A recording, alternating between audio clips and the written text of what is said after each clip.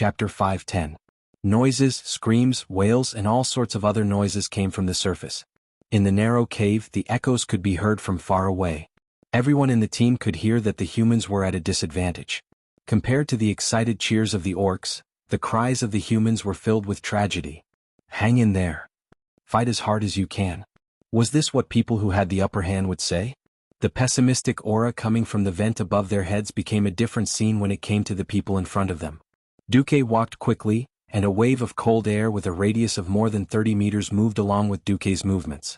The four people walking inside did not feel anything, but once the orcs touched it, there would be a crisp and beautiful sound of ice freezing. Without even looking, the hand of magic floating around Duque would shoot an ice spear at his face. In the frozen state, the attack power of the ice spear was extremely exaggerated. The huge mana produced by the magic chain reaction was like adding fuel to the fire, enough to turn most of the orcs into corpses in an instant. Even killing pigs and dogs was not as easy as Duque. Above their heads, the elites of the Rotterdam kingdom were utterly defeated. The portal had collapsed, and the remaining humans had to fight their way to the narrower side roads, relying on the terrain to resist. They were like blind flies in the complicated tunnels of the grim battle fortress. It could be imagined that there would only be a small number of lucky people who would be able to kill their way out and escape in the end. In the underground tunnel, Duque was chasing the tribe like rabbits. This was quite ironic. Duque pushed forward quickly and of course did not forget to help the two poor guys. Above them, Abendis and Sidan Dathrahan were still fighting. The two of them were no longer in the same position as before. Even if they did not want to admit it, they had to admit that the Rotterdam raid was over. Just this loss alone was enough to make King Tarina sleepless for many months. While Orgrim was leading the chieftains on a killing spree, Sidan activated her invincibility and used the holy light from Wrath to force away the two chieftains who were fighting her, and rushed to Abendis' side. On the battlefield, Sidan couldn't care less about his chivalrous demeanor. He directly smashed the back of the head of a chief who was attacking Abisti with his hammer and roared, "Go! Where do you think you're going?" Abendis, who was covered in wounds, also forced back the remaining chief with a single move. "Anywhere is fine, don't wait for death here." Sidan was ready to risk it all. At this moment, a strange sound suddenly came from the fishy wind. It was a sound that they would never forget for the rest of their lives. "Yo, I'm Duque. If you're not dead, then get down here. This young master will bring you guys to turn the tables." Puff. Pooh. Sidan spat out, while Abendis spat out a mouthful of blood. What the hell? Why did Duque suddenly jump out of a rock and appear at the most critical point while we were fighting for our lives here? Sidan and Abendis looked at each other. Abendis was still a little suspicious. "Isn't Marcus dead?" Duque's voice came from the wind again. "F***CK, if you don't get down here, I'll kill you first." There wasn't a commanding tone, nor was there the usual polite atmosphere in the command center. There was only a ruffian aura that Abendis had never heard before. Sidan shrugged. "I'll bet a copper that it's him." "I'm not betting with you." General Abendis bared his teeth and waved his hand, summoning the dozen or so Alliance elites nearby. With a loud shout, he killed his way through a small path. Duque stepped on the red blood and stood in front of a huge iron gate. Beside him were naturally the four-man team and a ground full of beastman corpses. Even with beastman's height, they would feel small and powerless in front of such a huge iron gate that was more than 40 meters tall. "The Red Dragon Queen is in here?" Sasha asked softly. Duque nodded. "Yes, but this is where the test begins." Actually, there had been a test just now, but Duque had scared the little female dragon so much that she pissed her pants, so he passed. Glancing at the notification in his vision, Duque said, "Marion, come in with me. The three of you try your best to defend this place while we go in to deal with the Guardians. If there are too many chiefs, retreat to the Iron Gate." Duque pointed at the Iron Gate beside the Iron Gate. A paladin, a ranger, and a half-baked wizard. This strange combination of defending this huge tunnel didn't seem reliable at all. No one objected because this was Duque's decision, and it was a reasonable one. The Guardians of Demon's Soul weren't just anyone. They were worthy of being the two strongest fighters, Duque and Marion. And they had to defend this place to the death. Gavin Rad checked his equipment again. He first carried the shield on his back and hung the one-handed hammer on his waist. Then he took out a huge two-handed hammer from his inventory and tied the handle of the hammer to the handle.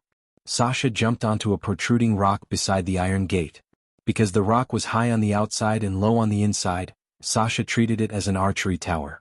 She took out 3 quivers of arrows and fixed them on the wall. Ronan gritted his teeth and started absorbing the magic crystals he got from Duque like crazy.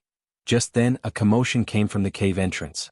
The battered Sai-Dan Dathrahan and General Abendis had finally arrived with 6 or 7 knights. However, the ones chasing after them were the chieftains of the strongest first-line clans, led by Chieftain Orgrim of the Horde. Seeing that Sai-Dan and Abendis had managed to get here, Duque smiled.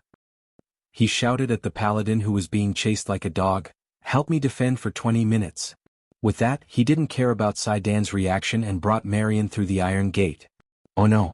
It's Duke Marcus again. As if a bucket of cold water had been poured over his heart, Orgrim's heart sank into the abyss the moment he caught sight of Duke in his field of vision. Duque was Duque again. Every time the tribe was about to win, Duque would always come out and mess things up. Again and again. Again and again he was kicked from the clouds of victory that was within his reach to hell. Orgrim couldn't take it anymore. Du-ku, a thunderous roar came from the sky, shaking the entire tunnel.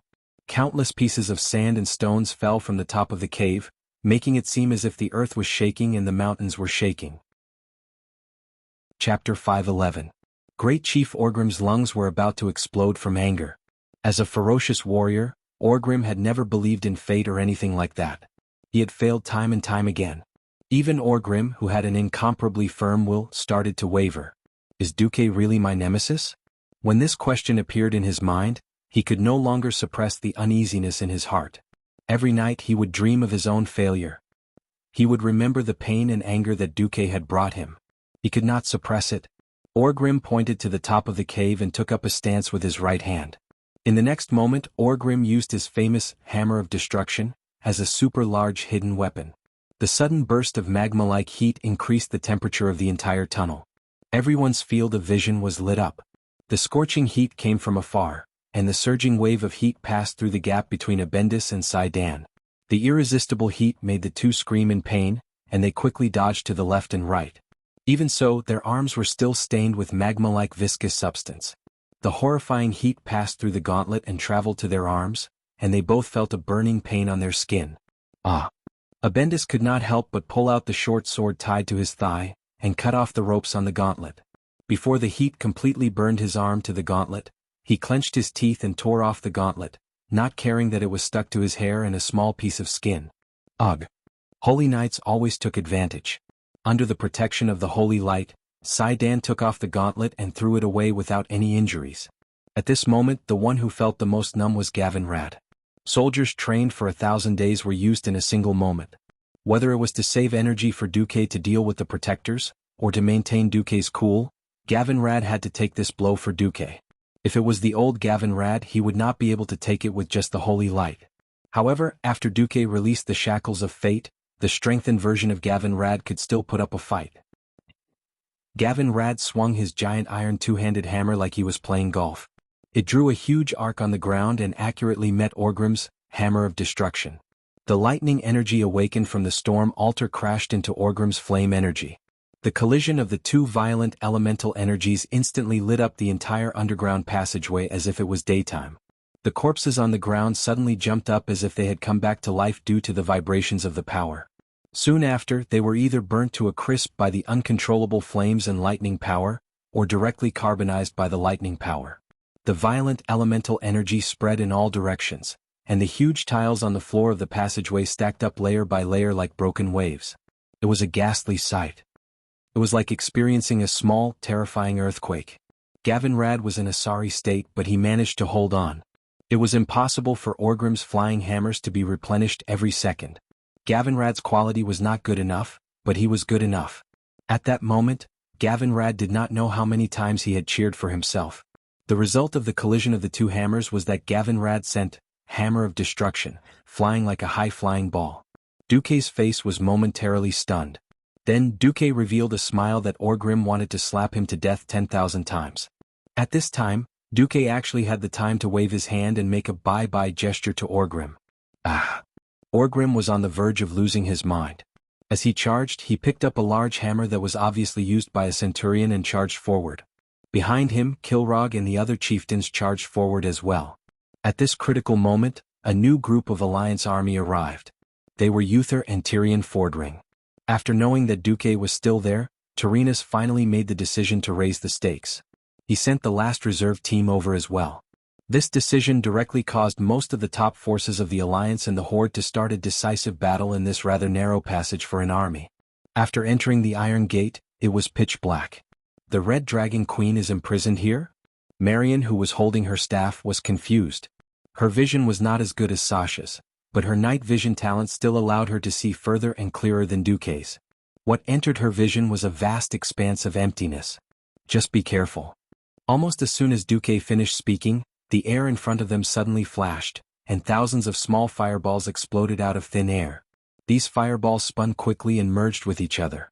Finally, they formed a blurry human figure, and the silhouette quickly became clear.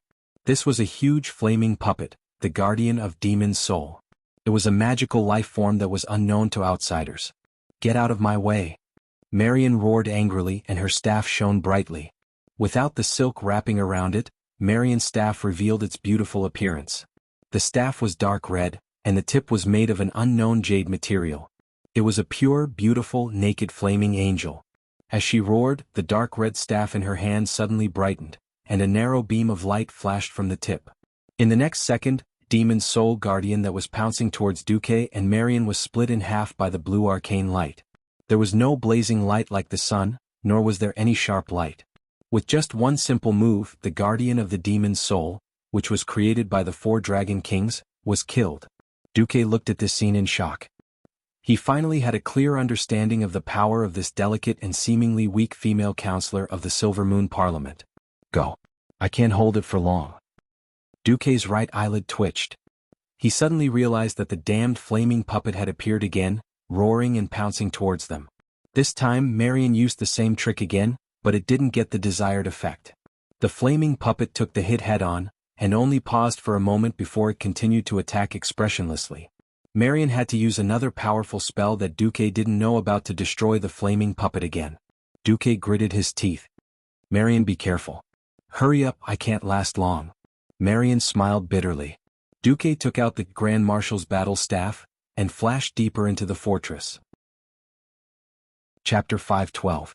At this moment, the atmosphere in the Dalajan Kingdom was extremely strange. "The elites of the Rotterdam have been defeated? Don't be afraid, we still have His Excellency Duke Marcus." "Yes. As long as he's here, we have nothing to fear." A large-scale elite assault battle that could have been recorded in history and surpassed the imagination of mortals had become the biggest joke.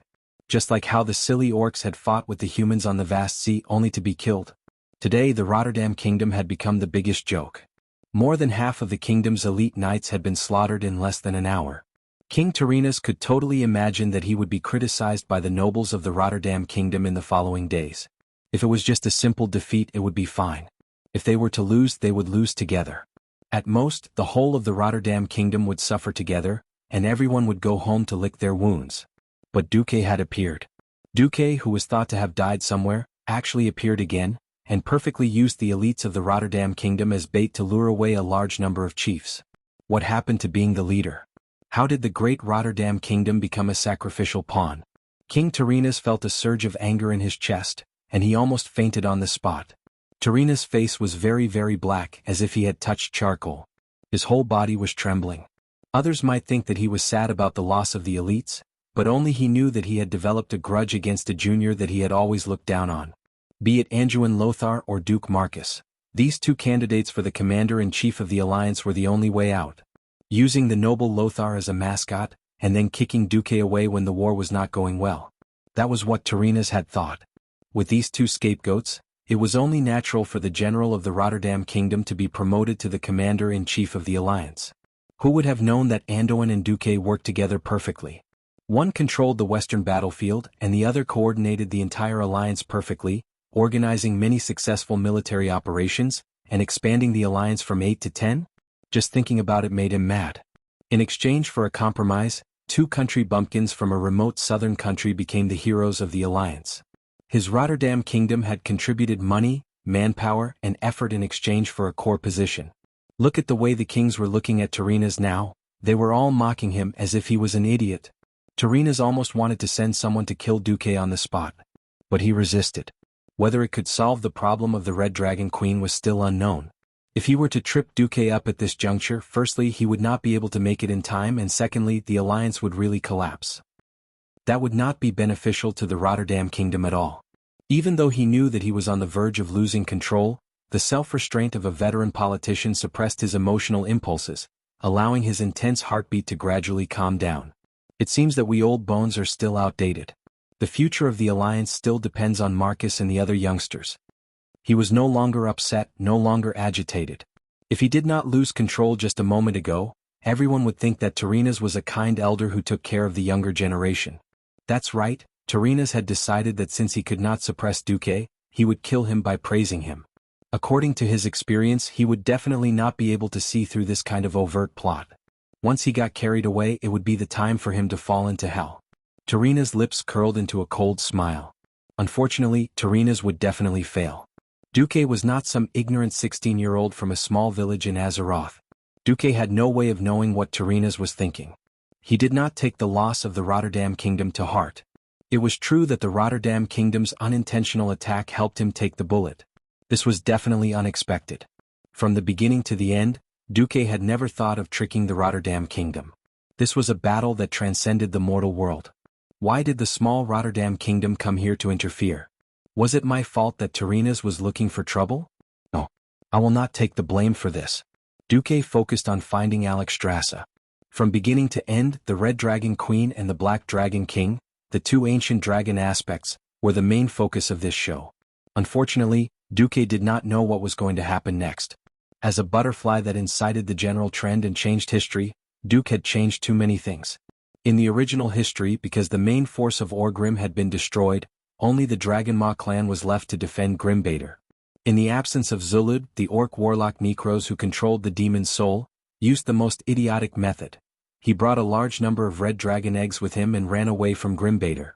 Now the main force of the orcs had not completely collapsed. The horde was still strong, not to mention they had the help of several ancient red dragons. It was unlikely that Nekros would run away. So this was likely to be a tough battle. As expected, Nekros came. Silently, an ugly orc's head seemed to be floating in the darkness. The dark blue light that flowed in the darkness reflected half of the old green face that was full of curves. The long facial hair looked like withered grass rooted in the cracked earth. The orc warlock's cheeks were deeply sunken, and the dull luster on his face reminded people of a corpse. Nekros pursed his lips tightly.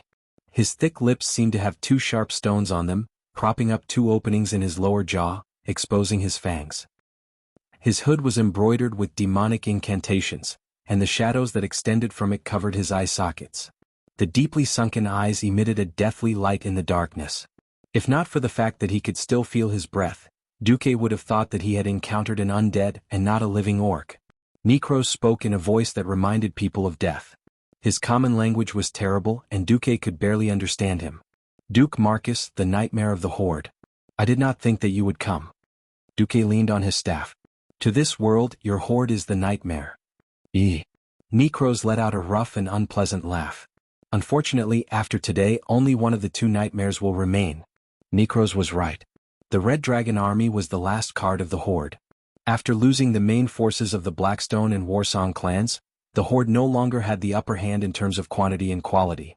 And the terrifying military mobilization ability of the Alliance had only just been revealed. Duque curled his lips and imposed a conclusion on this meaningless argument. You die, I live. Chapter 513. Ah. Ignorant human, you don't understand the power and greatness of Demon's soul. That's right, I don't understand. Duque admitted the first half of the sentence. However, he did not say the second half. What I don't understand is how much of the power of Demon's soul you can use. The predecessor of Demon's soul was the Dragon's soul. This was the ultimate move used by the dragons to destroy the invading Burning Legion during the ancient war 10,000 years ago. In order to use this ultimate move, the four dragon aspects were tricked by Nethario, who was also a dragon aspect back then. They poured most of their power and more than a third of their souls into it. As for the exact number, no one knew. It could only be deduced from a few words, but it should be a lot. If it were a human, it would be so much that they would not be able to walk steadily. In the worst-case scenario, there would be the Time King Nozdormu's power of time, the Magic King Maligo's power of magic, the Life Queen Alexstrasza's power of life, and the Dream King Isera's secret dream technique. There were four supreme powers, and even grasping a tiny bit of any one of them was enough to make any mortal's expression change, let alone all four of them at the same time. As long as Necros was a little more powerful, even Anastrian and Antonidas, the two breaking dawns, would have to kneel, let alone Radiant Moon mages. Under normal circumstances, if Duque encountered Necros, he would definitely be dead. But Duque was calm. His next words took a turn. "I'm in a hurry. Can you please die?" Duque was very honest. He told him his reason: he was in a hurry. Duque was very polite and said please. Duque was very annoyed because the goal of his request was for Necros to die. "Then die first." Necros suddenly waved a skull staff that still had faint traces of blood on it, and the space around them trembled. Duque's eyes suddenly narrowed. He looked at the evil staff that was obviously made from the skull of a human mage. Duque suddenly did not want to speak. Neither of them spoke again, but the aftermath of their magic power suddenly collided in the darkness, causing the surrounding ground to be filled with sand and gravel. With the two of them as the center, a storm surged in all directions. At this moment, time seemed to freeze. His surroundings were pitch black, and he was also in a huge semi-enclosed space. It was obviously impossible for outsiders to spy on this place, but the battle here seemed to be the focus of all the eyes in the world. In front of the huge iron gate, Orgrim was charging at the seemingly weak line of defense of Gavin Rad and the others. Not good. Necros was going all out. Let's kill them all. That's right. Orgrim panicked. The Red Dragon army was the tribe's last trump card. They could not afford to lose it. However, if it were any other lineup, it would be impossible for them to resist the attack of him and the tribal chiefs. This lineup was really not bad. After Gavin Rad obtained the power of lightning, his short-term combat ability was already on par with the strongest Holy Knight, Uther. If both sides were to duel and the time limit was 10 minutes, it would definitely be a draw. Of course, if it was overtime, Uther, who had the purer power of Holy Light and could wear down the opponent, would win. Orgrim picked up the Hammer of Destruction, which was connected to his mind, but he still could not defeat Gavin Rad. Most of the other tribal chiefs encountered the same problem. Originally, Kilrog had the chance to heavily injure Abendis, but because of Sasha's arrows he failed several times. And the duel inside was at its peak right from the start. Necros wanted to kill Duque in an instant. He had to do this. Demon's Soul had never been a godly item that could be connected to its master's mind. Under the modification of the Wings of Death, it had long become the most powerful magic item. The price for such boundless power was vitality. Even though Necros was a beastman with strong vitality, even though he would kill disobedient red dragons and sacrifice them to Demon's Soul, for a terrifying magic item that could wipe out the entire Burning Legion expedition back then, this little bit of vitality was not even enough to fill the gaps between his teeth. Terrifying flames suddenly exploded, and the dark space became as bright as day. It felt like the darkest hell was suddenly surrounded by hundreds of suns. No, it was not just an encirclement. It was like a comet crashing into the ground at high speed. Even Duque himself did not think that he had any hope of surviving. Even Sasha, who was far away from the Iron Gate, could feel the monstrous heat coming from behind her. That was super high temperature that could even melt steel in an instant. Sasha's face suddenly turned as white as her beautiful silver hair. No, Duque. Everyone on the Alliance's side was so scared that their faces turned pale. Everyone on the Horde's side looked ecstatic. Necros is actually this strong? Orgrim laughed loudly, trying to use the common language to break Gavin Rad's will. Duque is definitely going to die. Bullsh*T. Duque has never lost to you. Gavin Rad retorted stubbornly, but it made Orgrim feel terrible. If it were anyone else they would definitely be dead. But Duque. Ugh, Orgrim's heart skipped a beat. Inside in the huge empty space, facing the countless fireballs that were the size of small houses, Duque let out a soft sigh. He raised his hand and cast Arcane Impact. Could a simple mid-level spell break through so many fireballs? The answer was unless there was a miracle, but a miracle happened. The terrifying magic power that seemed to be able to destroy a kingdom's capital couldn't tear through that small ball of purplish-blue arcane energy. How is this possible? Necros shouted in shock. Almost instantly, the fireballs in front of him exploded like balloons that had been pierced by needles. It wasn't just the fireballs. Even the magic shield that he had sacrificed countless void devils in exchange for crumbled under Duke's arcane impact, like crushing dry weeds and smashing rotten wood. Then, Necros watched helplessly as the magic he had shot out with the power of Demon's soul at the critical moment suddenly distorted and dissipated under the impact of the seemingly ordinary magic power. Not only that, but even the condensed magic power in his body suddenly disappeared. Bam! Arcane Impact wasn't a terrifying fire-type spell. After being hit directly, Necros didn't immediately turn into charcoal, but he was still sent flying. Blood spurted out of his mouth in midair before he finally fell limply onto the cold, rough ground with a thud. All the ribs in his chest must have been broken. No, how can? Necros' eyes widened. Chapter 5:14. Necros could no longer stand up. His eyes were still filled with endless horror and disbelief. He had never thought that as a high-grade warlock with the demon's soul in his hands, he would be killed in seconds one day. After spitting out his last 3 words, Necros died. No orc could survive such an injury, unless there was a high-grade shaman next to him. Necros used to be a shaman, but after using the demon's soul, he became a warlock through and through. He might have countless life-saving skills, but unfortunately, under Duque's surprise attack, he couldn't use any of them. Blood flowed out of Necros' limp body and melted in the darkness. At this time he saw the system prompt from the wings of death. Attack the wielder of the demon's soul, my power will protect you. The corners of Duque's mouth curled up into a smug smile. Duque's voice sounded faintly, F***CK, would there be a backdoor for a magic artifact that Nazario made himself? Back then, Nazario had tricked the 4 dragon aspects. As cunning as he was, he definitely wouldn't put himself in danger. Hence, the demon's soul could seriously affect the other 4 dragon aspects, but it definitely wouldn't affect the black dragon bloodline. Nazario had said that his power was protecting Duque, but to put it bluntly, the pendant contained his scales. Any power that came from the demon's soul would be rendered useless when it came into contact with the power in his scales. This feeling was like a college entrance examination in India. The examinees were taking the exam inside, and a large group of parents crawled outside the exam building to pass their children a cheat sheet. Well, the invigilator even treated the parents who were blocking the light outside the window as air. Thinking of this, even Duque, who had a vested interest in this, had a few words in his mind. Legal cheating. An official hack. Do you understand? Just like that, the orc warlock Necros, who was clearly stronger, was killed by Duque in a second. At this moment, Necros' death directly alarmed everyone outside the Iron Gate. Everyone could see that the complicated incantations that were originally climbing like vines outside the Iron Gate receded like the tide. Once upon a time, this place was an absolute forbidden area for the beastmen. Even if the great chieftain Orgrim wanted to come, he would need Necros to lead the way. Otherwise, even his powerful fire resistance wouldn't be able to save him. Now, even a fool would know that something had happened to Necros. Otherwise, such a change wouldn't have occurred. Long live Duque. Even though there were only 7 or 8 people left, the alliance suddenly burst into thunderous cheers. At this moment, all the beastmen in the surroundings couldn't help but gasp, and their rugged and ruthless faces revealed horrified expressions. How long had it been since Duque and the female elven mage entered?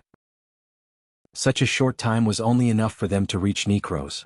After all, it took Necros 3 months to build this place into an impenetrable fortress. Orgrim clearly remembered his assistant, Zulu Cid, telling him that even Ghoul Dan at his peak would have to kneel, let alone the weak mages of the Alliance. Necros was the demon god here. What kind of joke was this? What kind of trash demon god was this? He was actually killed in one move? Was Necros bluffing? No. Impossible. This wasn't the first time that Necros had personally killed disobedient young red dragons here. Then, did this mean that Duque was too strong? What kind of terrifying efficiency was this? What kind of terrifying power was this? It wasn't just the beastmen who were enemies.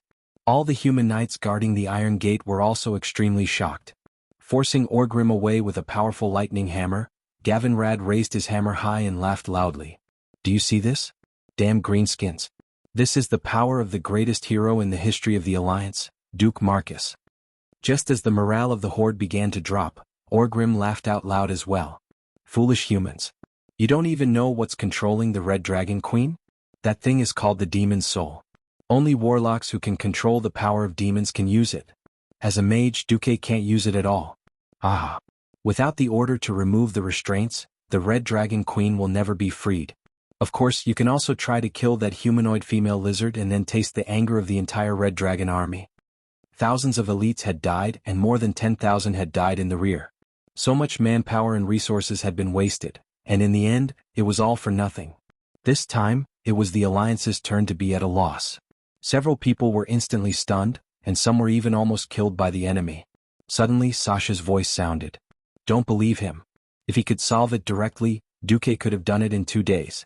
He delayed for so many days, and only yesterday did he personally tell me that all the cards are finally gathered. Finally gathered. If it were anyone else, no one would have believed such words. But the person who spoke was Duque, the most outstanding strategist in the entire alliance, a wise man who liked to plan before taking action. If he dared to say such words, then it must be true. Orgrim looked at the battlefield in disbelief. He looked at the powerhouses of the alliance who were at a great disadvantage but had high morale. The chief's expression was indescribable.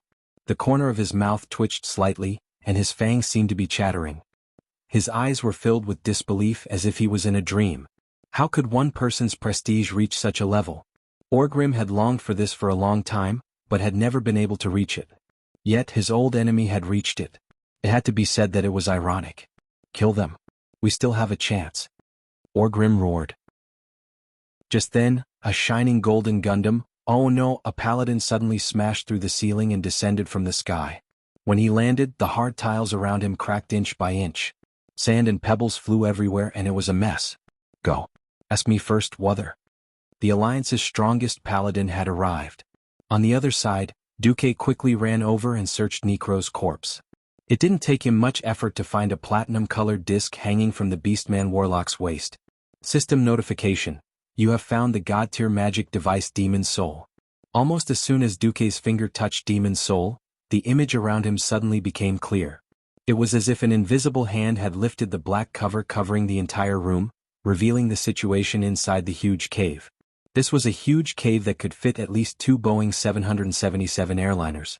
Duque didn't expect the Red Dragon Queen Alexstrasza to be less than 30 feet away from him. Chapter 5:15.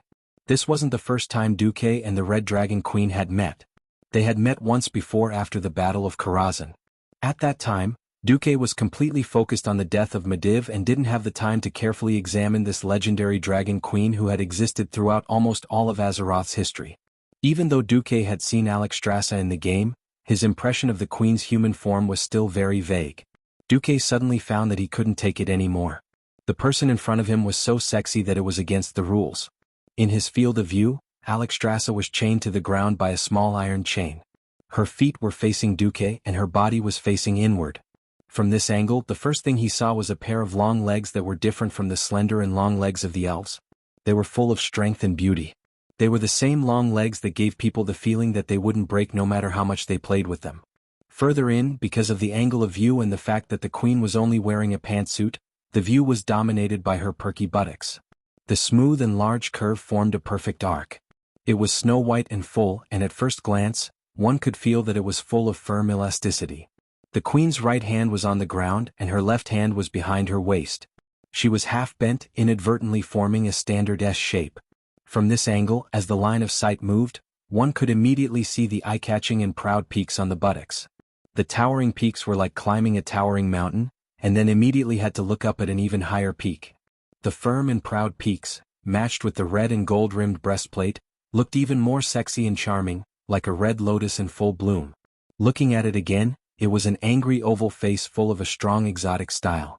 It was clearly a standard female elf face template, but the noble aura that was still revealed even under torture and defilement made it even more indescribably sexy. However, in her proud figure there were a few criminal accessories. On her jade-like feet, there was a shiny black iron shackle around her ankles, and there was an evil metal collar around her slender neck. A long iron chain hung down from her neck, passing between her breasts and reaching the ground. This was basically hinting to Duque that if he really wanted to do something to the queen, Alexstrasza would definitely be unable to resist. Is this the so-called queen's temptation? How could I, Duque, be such a shameless person? What locked room play? What bondage training play? I won't do something so shameless. I am the righteous and reliable Langjun, the Duque with the highest moral integrity in the world. Ah. Facing the queen who was looking back at him, Duque revealed a lecherous smile. If there were no mistakes, the moral integrity inherited from Medivh would be added to his body in 21 seconds. Hypocrisy, would activate. His smile would also instantly rise from the level of a pervert to the level of a saint. Yes, the plan worked. However, a gust of cold wind blew over and with a whoosh nothing happened. Something seemed to be wrong. The lecher was still the same lecher. Something didn't seem right. Duque quickly asked the system elf in his mind, Hey, where did my integrity go? Hurry. Waiting online. Integrity? Host, do you have such a thing? The system elf replied seriously. If its voice wasn't so rigid, perhaps it wouldn't have such a fatal effect. But it was precisely this sort of tone that seemed to be speaking nonsense in a serious manner that caused Duke's chest to feel as if it was split open by something. Moral integrity was like a ball. Throw it out, pick it back up. Throw it out, pick it back up. Throw it out, wait, do I have such a thing as integrity? Damn it. This joke isn't funny at all. Duque angrily flipped the table in his mind. I'm talking about human nature. The human nature that Mediv gave me. The system elf immediately came to a realization. That. It's long gone. You've been cursed for 15 days and you're losing your humanity, integrity, every day. In addition, you've just used the soul-corroding power of the wings of death. The humanity, integrity, that you inherited from Mediv has been completely lost. Right now, your soul power is 100, and your humanity happens to be 100%. In the mind world, Duque vomited 300 liters of blood. Alright, life is like a drama. If you don't have integrity, acting skills will save you. Watch how I, the best actor, Duque, reverse the situation. Duque's face almost changed as he put away the frivolous smile on his lips. When he focused his attention on the pair of inhuman red horns on Alexstrasza's head, he kept saying to himself, She's not human. She's not human. Her horns are so cute. What am I thinking? However, just as Duque was about to say something, the Red Dragon Queen spoke first. Her voice revealed a clear sense of grievance, and it sounded like she was scolding, Duque, why are you only here now? The slightly magnetic voice had the typical style of a queen, but it also sounded like a lover coquettishly saying, Damn you, why are you only here now? Duque swallowed his saliva, and then instinctively felt that something was wrong. Suddenly, the voice of Deathwing sounded in Duque's ears. What are you hesitating for? Recite the spell I taught you and liberate Her Majesty the Red Dragon Queen. At the same time, a sentence emerged in Duque's mind. It was not Nesario's voice but Duque's own voice. What are you thinking about? Recite the spell so that Alexstrasza will become your slave forever. You can have the most beautiful queen in the world and control eternal life. You can also command the entire Red Dragon army, sweep the world and be crowned king. The Red Dragon Queen in front of him had a coquettish expression on her face. She was more charming than all the female protagonists in all the romance movies that Duque had watched on his computer before he transmigrated. Alexstrasza did not know what happened to Duque at first. She was overjoyed when she saw that Necros, who should have died 1,000,000 times, was killed by Duque in one move. Oh Titan. You're the one who saved me. Thank you. Duque, hurry up and untie me. I don't want to stay in this damn place for one more second. Duque was unexpectedly silent, revealing a perverted look. But the queen did not care. Quick. My compatriots and I are absolutely happy to roast every living orc in the world with our dragon breath. Do you want any more rewards? Don't worry, I've saved so many treasures from ancient times until today that you can't even imagine them. Alright, since you saved me, I can share some with you, Alexstrasza said with a pained expression. Something unexpected happened again.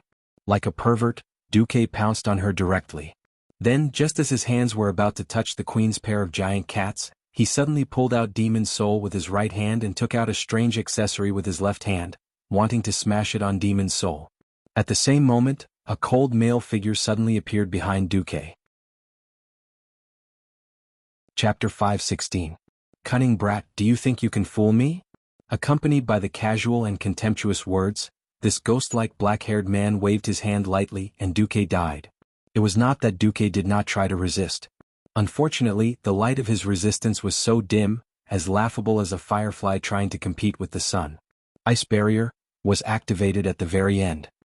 He was just an inch away from turning Duque into ashes with the black flames he had casually waved out. However, the powerful defense constructed by the ice element still protected Duque for more than a second. Just like in the future, the invincibility of a paladin and the ice barrier of a mage could be dispelled. In the face of a higher and more condensed power, the so-called absolute defense was just a joke. How could a mere Morningstar mage like Duque be able to resist the power of the Deathwing, Nesario, who was at the peak of power in the world of Azeroth? Duque was dead. He was killed in an instant without any suspense. Right in front of Alexstrasza. The poor Red Dragon Queen had just thought that she could regain her freedom. She did not expect to see the dawn of hope, only to find that it was just a prelude to a darker nightmare. Alexstrasza was furious. She was really angry. With incomparable grief and indignation, and with the grievances she had suffered for months, she roared angrily at Nesario. However, it was of no use. Necro's death only meant that the demon's soul had temporarily lost its master. This did not mean that the shackles on her had been lifted. She could only look up at the high and mighty Nesario pitifully and desperately like a weak woman who could be ravaged 10,000 times at any time. Nesario, no, he should now be called Deathwing, appeared in human form. His entire face was still shrouded in a gloomy black fog. The only thing that could be seen was his pair of eyes that were full of contempt. Well, I really didn't expect that you, who are known as the most beautiful in the dragon realm, would actually fall to such a state. You've really opened my eyes, Alexstrasza. Nesario. The queen gritted her teeth. Don't call me that name. With a light shout, a strong wind was stirred up in the huge cave. The queen's long fiery red hair was blown straight by the strong wind. After the rage, Deathwing's voice became gentle again. He stretched out his left hand with sharp nails, grabbed the queen's chin and twisted her up. Spit. The queen directly spat a mouthful of fragrant foam towards Deathwing. However, that mouthful of saliva suddenly stopped in midair, and in the next instant, it vanished without a trace. Originally I wanted to send this filthy thing back to your face, but that would be a blasphemy to all dragons. So thank me, dear Alexstrasza. The Black Dragon King's sharp claws rubbed against the queen's delicate face, easily scraping out bloody scars. The queen's face was disfigured, but she instantly healed the scars. As the life-giver, as long as her power was not completely exhausted, her regenerative abilities were almost limitless. But the Red Dragon Queen was trembling violently. Are you touched? I'm not interested in you. As long as I get what I want, it doesn't matter if you become a lowly orc slave or a despicable human plaything. Shaking Alexstrasza off, Nesario walked towards the back. There were a few huge dragon eggs that were blooming with a crimson glow. However, the power of the flames wrapped around the dragon eggs had almost been extinguished. The light was like a candle that was about to go out, and could no longer protect these dragon eggs. Bang! Nesario waved his hand, and suddenly the last protection on the dragon eggs shattered. At this moment she understood everything. Why did the demon's soul, which had been missing for nearly 10,000 years, suddenly appear? Why did this terrifying magic artifact that specialized in restraining dragons suddenly fall into the hands of the orcs? Why did the orcs find her so perfectly and inexplicably capture her? Why did the orcs so cleverly use all kinds of mental and physical torture to reduce her resistance and make more red dragons obey the tribe's orders? Then, why did Duque come to rescue her? There was an answer to all of these questions. Only the dragon aspect understood the dragon aspect the best. From the beginning to the end, it was all Nesario's plot. And his ultimate goal was her dragon eggs. Nesario probably wanted to use her dragon eggs to hatch the most evil and incredible new type of evil dragon that obeyed his orders. Alexstrasza shouted in despair, "No, don't touch them." Nesario did not stop. He sneered as he continued his movements. The queen was in despair. She was choking. Tears of sadness welled up in her eyes. Who will save me? Save my child that might be born. I'm willing to give up everything for this. It was as if the heavens had heard her prayers in the darkest of despair. A miracle had really happened. Right in front of Nesario, an emerald green light suddenly bloomed. Was that a portal? The next moment, Deathwing's movements suddenly became sluggish, as if his entire body had been forcibly pulled into slow motion. Following that, a blue radiance shot out from the green portal and sent Deathwing flying. Boom! The surging magic power directly blasted him to the top of the cave. It turned his entire body into a cannonball, piercing through the underground rock stratum of the entire grim battle fortress and blasting into the sky. 3 unfamiliar yet familiar figures appeared beside Alexstrasza. Although her eyes were covered by tears, she could not recognize these people for a moment. This did not hinder her from sensing who they were by their aura. Isra? Nosdorm? Maligos? Isra smiled and nodded, then sighed. Sorry, we can't touch that thing either. It's more important to deal with Nesario now. That's right, the dragon aspect had shot themselves in the foot. Back then, there were not many intelligent life forms on planet Azeroth other than the dragon race. Therefore, after they realized that they could not destroy the demon's soul, they set up a spell that no dragon or dragon descendant could use. Now, they could only watch helplessly as the thing was placed in front of them, but the three dragon aspects could not do anything about it. They could not even save their companions. This was definitely ironic. After saying that, the three human-like fellows nodded at the same time and disappeared in an instant. In the next second, the terrifying roars of 4 dragon aspects rang out in the sky. A 3v1 dragon aspect battle had begun. Chapter 517. The pitiful Red Dragon Queen could only wait for the next person who was qualified to use Demon's Soul to judge her fate. Silence. Dead silence. The Queen's chest rose and fell with rapid breathing. As expected, did I still have too much hope? Alright, I shouldn't have asked too much of Duque. Who's next? No matter who it is, as long as they can truly free me, I swear I'll treat them well. Abandon the high and mighty dignity of the dragon race. Treat them well. Alexstrasza's mind was in a mess. Her fate was in someone else's hands. It didn't feel good to be hovering between hope and despair, heaven and hell. But she had to wait. She didn't expect to see Marion Firewing, a high-ranking elven magician. Marion walked in as cleanly and elegantly as if she was taking a stroll in her own garden. I am the Red Dragon Queen Alexstrasza. Quick, release me, save me. Like a drowning person who couldn't swim, the Queen instinctively asked for help when she saw the emblem of the Alliance and the Silver Moon Council on Marion's chest.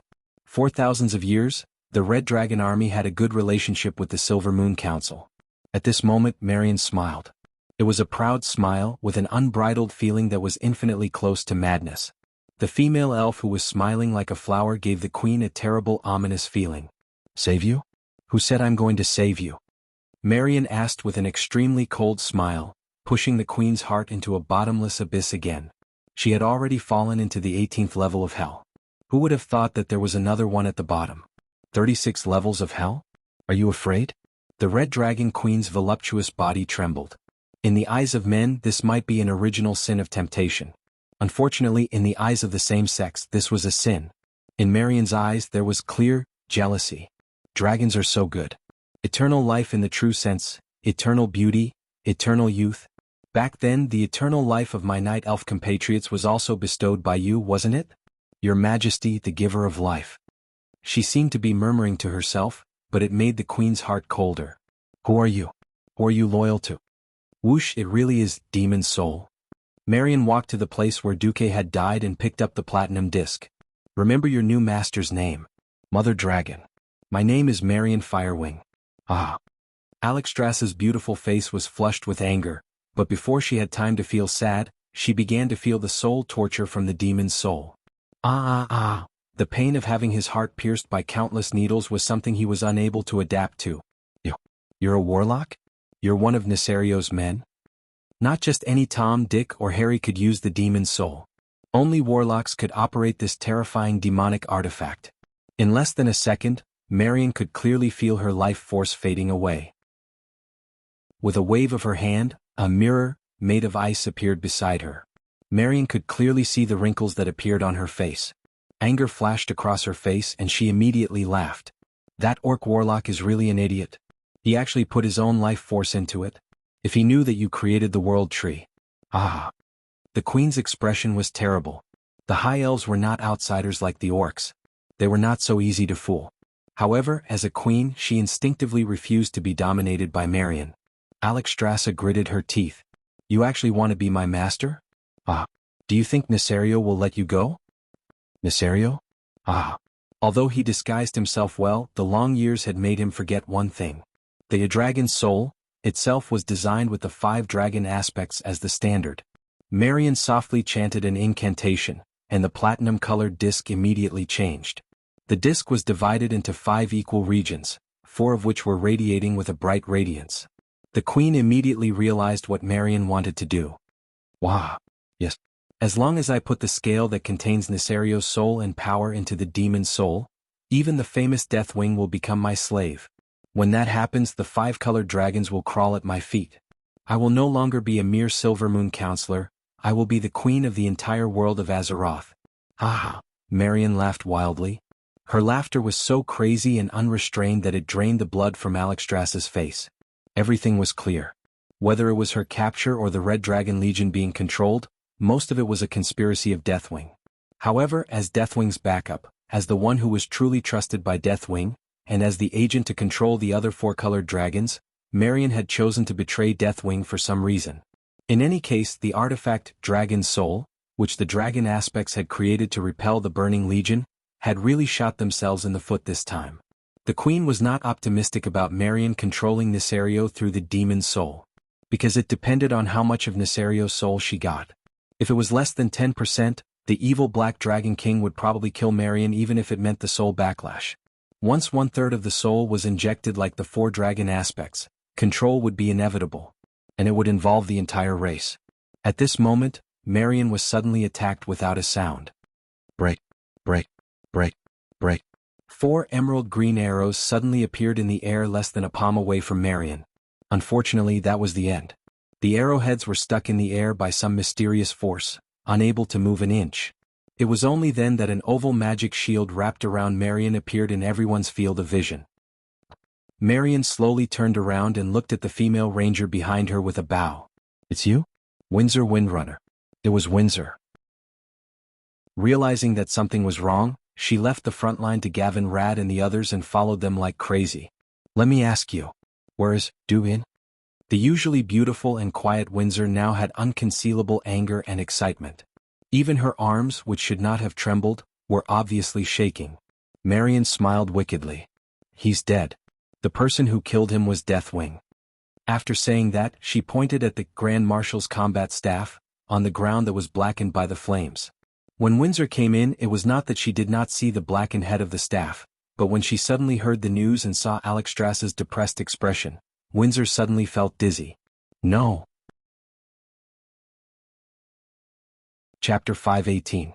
The Grand Marshal's staff wasn't an ornament from a noble's house. It represented the Dalajan's highest magical achievement. Sasha clearly remembered that even if she shot an arrow, the staff's magic power would deflect it. But now it lay quietly on the ground. There was a deathly still scorch on the ground with the point of impact as the center. It wasn't an ordinary fire, but a terrifying flame that could burn everything. Even the rock stratum itself was destroyed. The magic surrounding the burn marks was so dense that it couldn't be fooled. Sasha felt like she was about to collapse. She suddenly recalled all the time she'd spent with Duque. The miraculous things he'd done after appearing as her future brother-in-law, turning trash into treasure, modifying the storm altar, repelling an army with a single banner, saving Lordaeron City from a desperate crisis, and saving the Red Dragon Queen despite being cursed with death. Of course, what touched Sasha the most was that he'd saved her from the terrifying dragon breath. Nothing was more touching than a man who could be relied on at the most crucial moment. Just as she thought she could understand this future brother-in-law, he'd been captured by the wings of death. They'd finally reunited and they hadn't even exchanged a few words.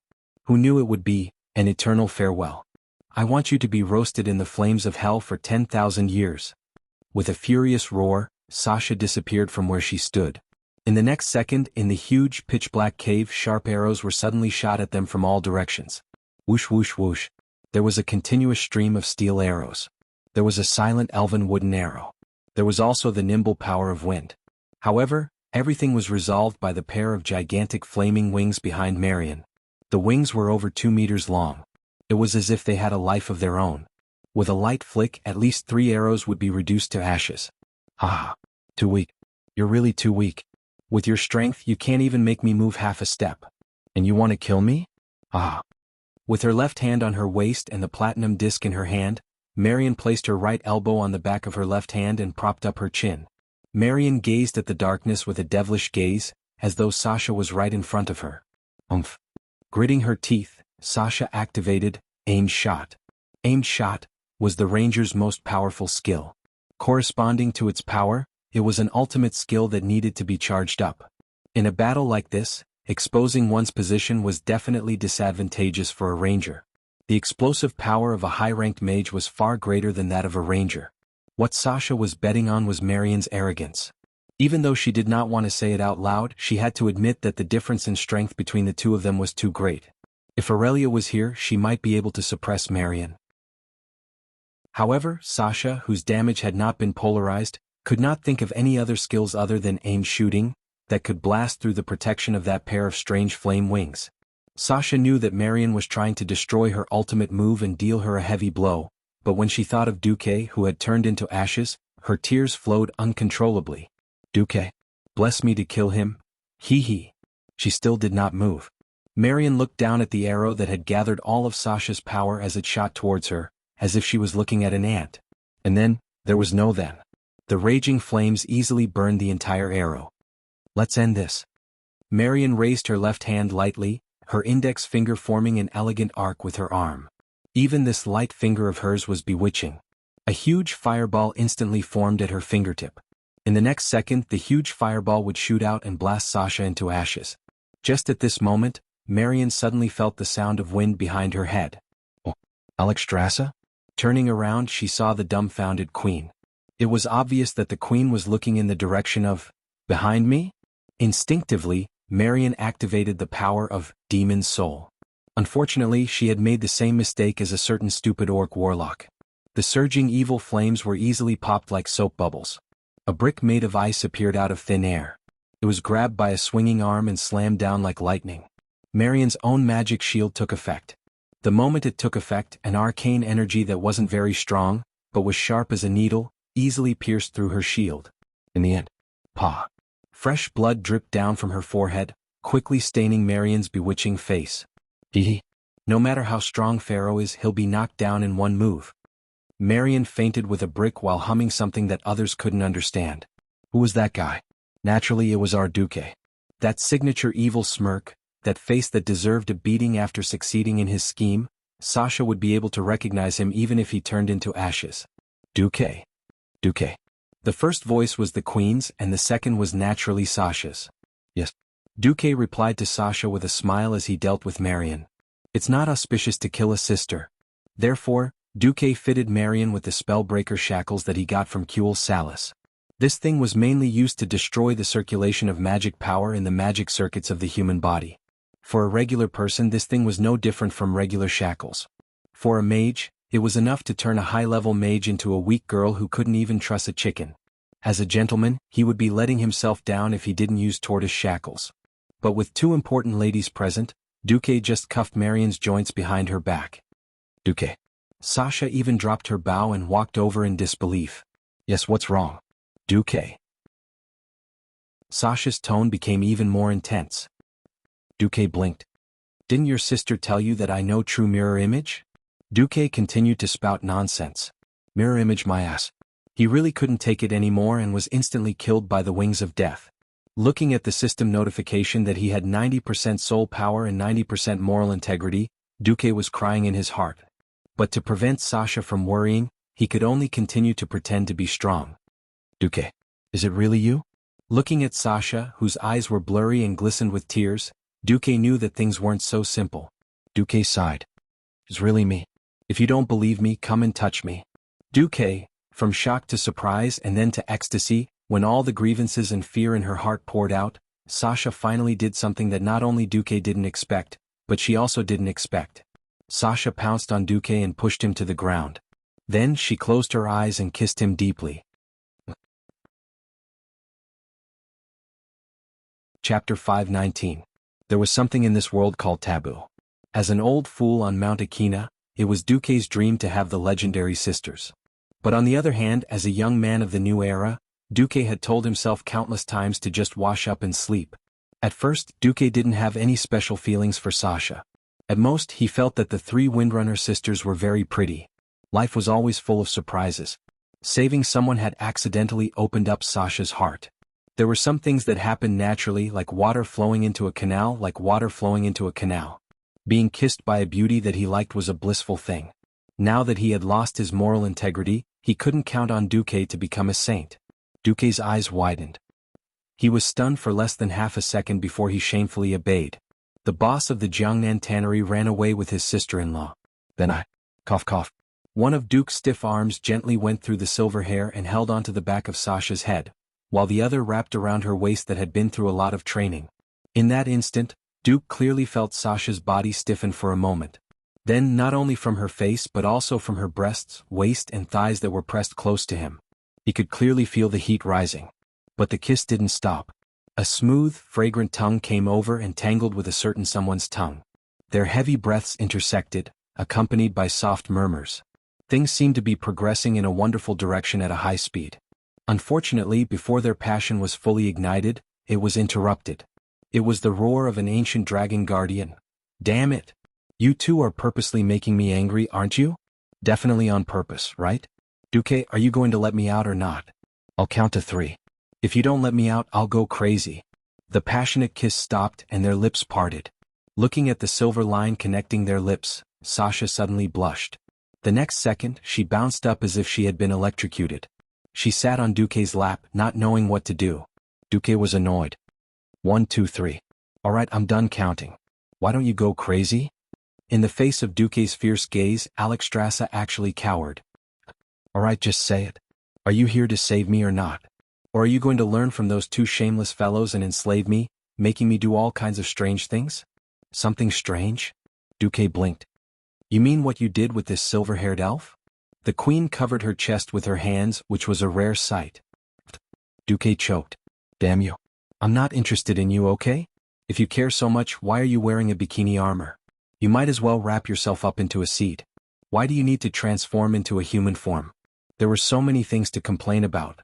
Duque was so angry that he didn't want to scold her anymore. Sasha was so embarrassed that she wanted to die. In his excitement, he had forgotten about the presence of the Red Dragon Queen. Now that he thought about it, he just wanted to find a place to hide and not see what was happening outside. Duke's forehead was full of black lines and he held his forehead. All right, if it's to save you, I will save you. Let me ask you something. Have you developed any thoughts of revenge against society or going against humanity because of the long period of torture? The queen raised the shackles on her hands. If you don't unchain me, I'll really get angry. Then what do I get out of saving you? You do. If you delay any longer and something happens to my siblings, there won't be any. Sasha gaped as she watched Duque haggle with the famous ancient dragon like a peddler. She couldn't connect Duque to that great hero of the Alliance at all. Actually, it wasn't Duque's fault. Because of the curse, the integrity he had inherited from Medivh was gone. Now Duque had become that unprincipled, animal-like transmigrator again. All right, one last request. I'll say it through the mental connection. Duque gently pointed his finger between the queen's brows.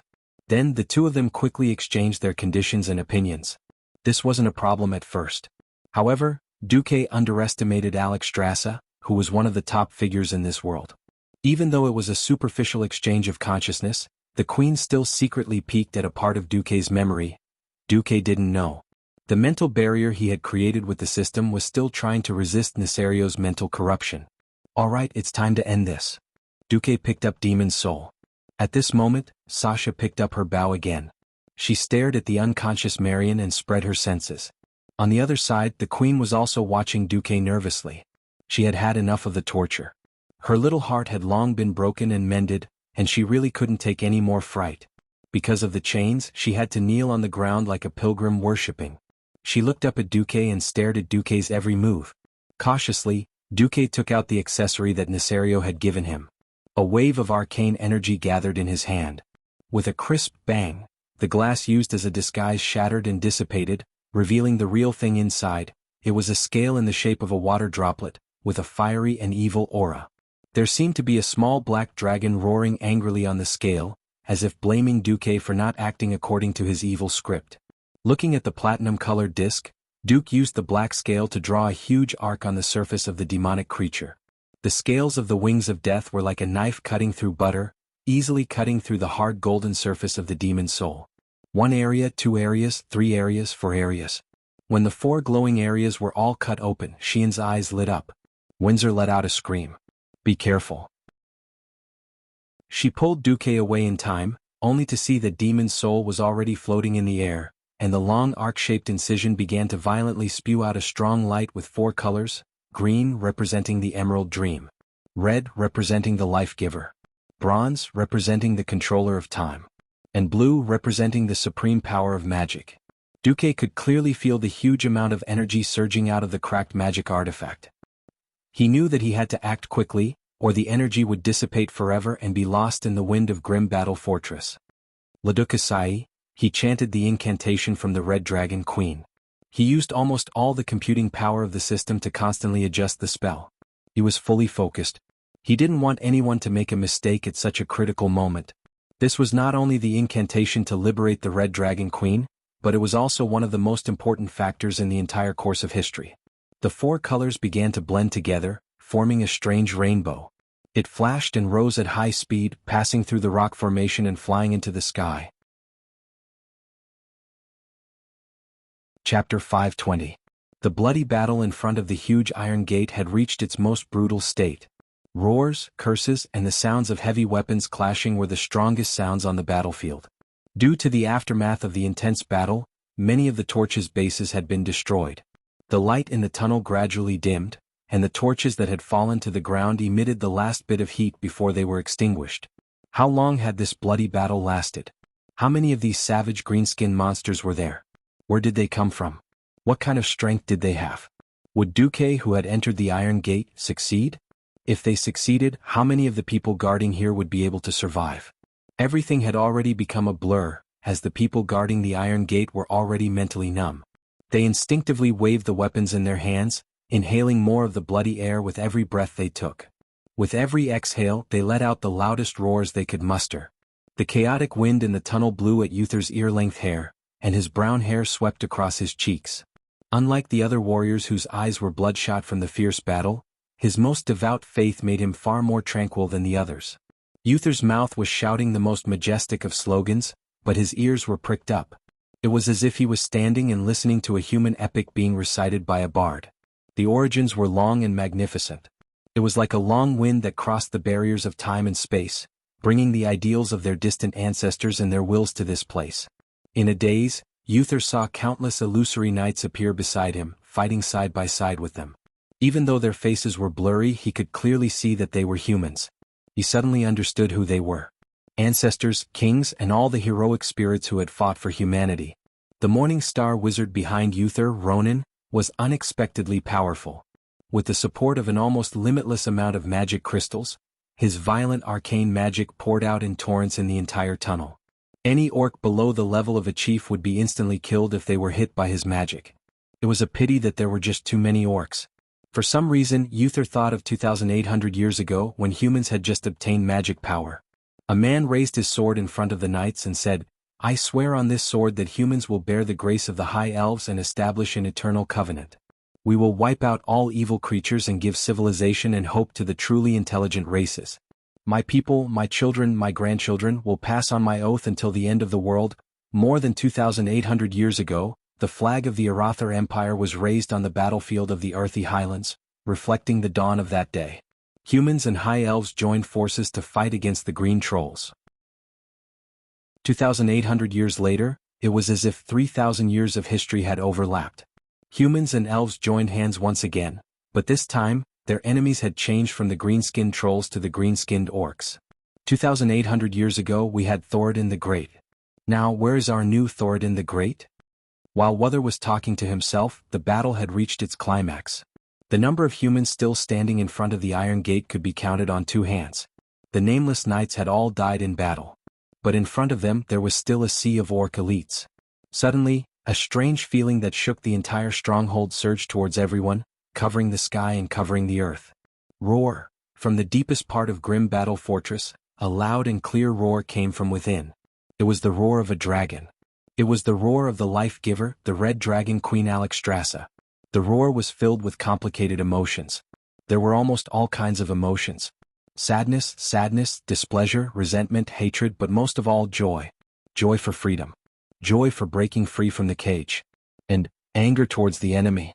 An ominous feeling spread through every orc as if the sky was about to fall on them. Not good. Could it be? Before Orgrim could finish, the huge iron gate suddenly opened. From the dark and deep hole, a magical light suddenly flashed like daylight. Sorry, this is the could it be that you are afraid of. Alexstrasza has been liberated by me. Orcs, your doomsday is here. This was followed by a voice that was familiar and extremely hateful to the horde. Countless magical lights shot out from the inside, passing over the heads of the human knights and holy knights. It was like a waterfall of the Milky Way falling from the heavens, exploding into the orc army. Boom, boom, boom.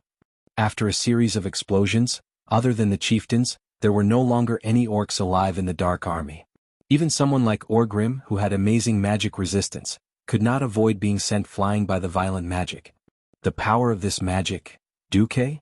Every knight turned around in surprise. He did not disappoint anyone. Duque's not-so-muscular figure appeared in the middle of the gate. Behind him was a somewhat bashful Sasha. Nodding to everyone, Duque raised his head and shouted, "It's time, Muradin." This was a voice that contained magic. It penetrated the walls and spread far away. Before the orcs could react from the explosion, they suddenly realized that there were many holes on both sides of the huge tunnel. Countless dwarves waved giant axes and war hammers as they came out of the holes that were only half the height of the orcs. They did not care about the consequences and started fighting. Muradin Bronzebeard was the first to attack. He raised his warhammer high, "Brothers of Bronzebeard, for victory, for the future, for tomorrow. For our descendants, we will no longer live under the shadow of these greenskins. Kill. Kill." The holy knights, who were already exhausted, released their strongest notes since the start of the battle. The already dazzling holy light shone even brighter. They were like small suns that crushed towards the horde. No, impossible. It shouldn't be like this. Orgrim's fangs were as sharp as ever. The hammer of destruction that he wielded was still powerful. He could send more than 10 dwarven warriors flying or even kill them with a single sweep. However, all they could see were orcs struggling in despair. Every orc was worthy of the word valiant. But so what? They lost. This time he was truly defeated. Rexer could not save the horde. The Orgrim could not do it either. Even the Red Dragon army, which they relied on the most when they were reorganizing, would immediately rebel the moment their queen was freed. One could imagine the countless red dragons roaring and twisting their necks to bite the dragon-howling orcs that had been riding on their backs for so long to death. "No, Duque. Only you. Duque, you must pay the price." Orgrim used all his strength to leap high into the air and throw his hammer of destruction at Duque. Chapter 521. Oh no. Dodge. Don't dodge. At this moment, two completely different factions appeared among the holy knights. Those who were close to Duque all prioritized Duque's safety. No one thought that a mage should fight a warrior head-on. However, Uther shouted that he couldn't dodge. What? Because in that moment, Duque's figure overlapped with Thoradin the Great in Uther's eyes. Fighting head-on was a man's romance, and also a symbol of courage. If Duque considered himself a mage, then he definitely had a reason to dodge. A single flash would solve all his problems. If Duque wanted to become a true leader, then Duque definitely couldn't dodge Orgrim's attack. If he dodged, then he would lose the reason for everyone to follow him. What would Duque do? The answer was out. Duque pulled Sasha behind him with his left hand to prevent her from being affected by the flames. He then slowly pushed out with his right hand. Even if they weren't mages, the knights who didn't know anything about mystical domains could clearly feel the mana in the air surging. Finally, the blue arcane energy solidified. A terrifying aura surged out from Duke's hand, enough to pierce through the entire underground, and spread out in all directions. The bright blue light collided with the hammer of destruction that Orgrim had thrown out. Uther regretted it the moment they collided. What a loss. No, Duque is going to lose. Right? Duque had only thrown out a ball of arcane energy, but Orgrim had thrown out a real semi-divine weapon. Both of them had great power, and usually, the one without a physical body would be at a disadvantage. However, Duque's use of power was ingenious, and it completely changed Uther's understanding of power. From the start, Duque didn't just use one power. Countless arcane bullets formed a continuous path of light. It looked like a river in the sky or like a water droplet piercing through a stone that had been accelerated by 1,000,000 or even 10,000,000 times. In terms of pure strength, Duque's attack was not as powerful as Orgrim's. Orgrim's strike was strong enough, but it didn't have any aftershocks. Duque's attack was like the growth of all living things. It had a long source and was unable to shake his opponent in terms of quality, but it wasn't too far off either. Then he made up for it with quantity. Also, it wasn't just the quantity. The arcane missiles that Duque shot out seemed to have some kind of interval or rhythm. The continuous impact destroyed the power and momentum of the hammer of destruction. Of course, everything happened in an instant. If one didn't have amazing perception, they wouldn't be able to tell that Duque had lost first and then won. Everyone could only see that even Great Chief Orgrim's desperate attack could not shake Duke's terrifying aura that was as if a god of magic had descended from the heavens. The moment the two forces collided, the Hammer of Destruction, couldn't shake Duque's magic power at all. The destructive red flames were forcefully shattered, and the blue arcane energy became the only dominant force on this path and on this bloody battlefield. The dim sky was like a remnant of light and shadow, and it was filled with dense blue cracks from the explosion of the arcane energy.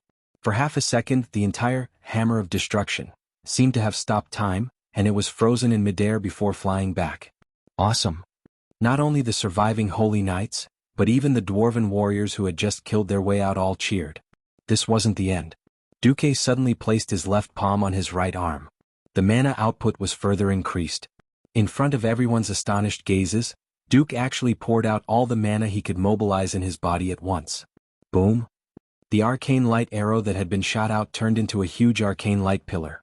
A beam of arcane light blasted over like a comet crashing down, shooting right into the long and wide passageway. In an instant, it set off an extremely terrifying tsunami. The violent arcane energy set off layers of huge waves, and with a shocking momentum, it surged towards the orcs. This arcane energy wasn't fast, but it could clearly be seen that this energy was spreading throughout the entire path at the speed of an arrow. Everything that came into contact with this energy, such as the walls and the ceiling of the cave, all shattered into pieces. This energy was like a black hole that devoured everything, destroying everything it touched. The first to touch this energy was an orc Chiliarch, and his huge and burly body was directly swallowed up. After letting out an extremely painful scream, his entire upper body completely exploded, leaving only 2 hairy legs that fell to the ground. At first, Muradin wanted to scold Duque for not being kind enough to even attack his dwarven ally, but after seeing it clearly, Muradin laughed. The killing range of this arcane light pillar was surprisingly based on the height of 170 meters above the ground. Unless the dwarves were courting death and activated Avatar, at this time no dwarf in the world would be that tall. Faced with this extremely surging power coming at them at high speed, every orc only had 2 choices. One was to be like a heroic orc and fight head-on. The other was to lower their noble heads and avoid it. The choice that Orgrim wanted Duque to make was copied and pasted by Duque, and sent back to him. Orgrim hesitated. It was another choice between life and death. He could indeed tell himself, I am the great chief, I should save my life, lower my head a little and reorganize the orcs. As an invader, we will be successful even if we keep the rule of a continent. But if he did this, would he still be considered a brave orc? Would those heroic tribal warriors still treat him as the pride of their tribe?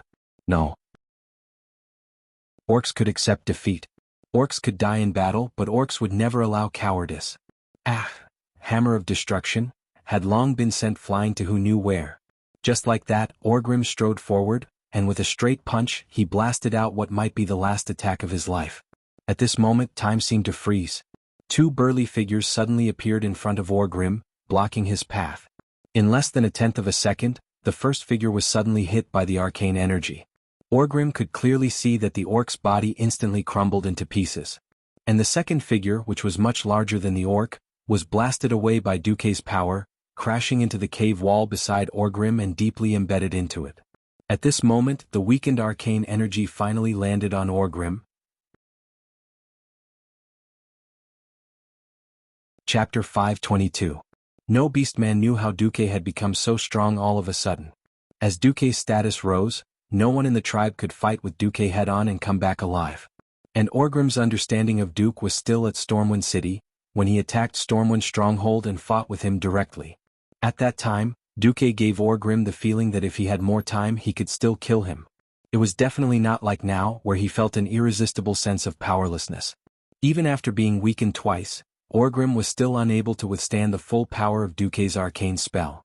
Countless times of superposition, the vibrating force instantly exploded on Orgrim's fist and spread throughout his body, making him feel as if he was going to be crushed into powder in the next moment. Although the battle-hardened Orgrim instinctively knew that he would not die from this attack and would at most be seriously injured, the feeling of not being able to take down a beansprout-like opponent like Duque made Orgrim feel like a hero at the end of his road.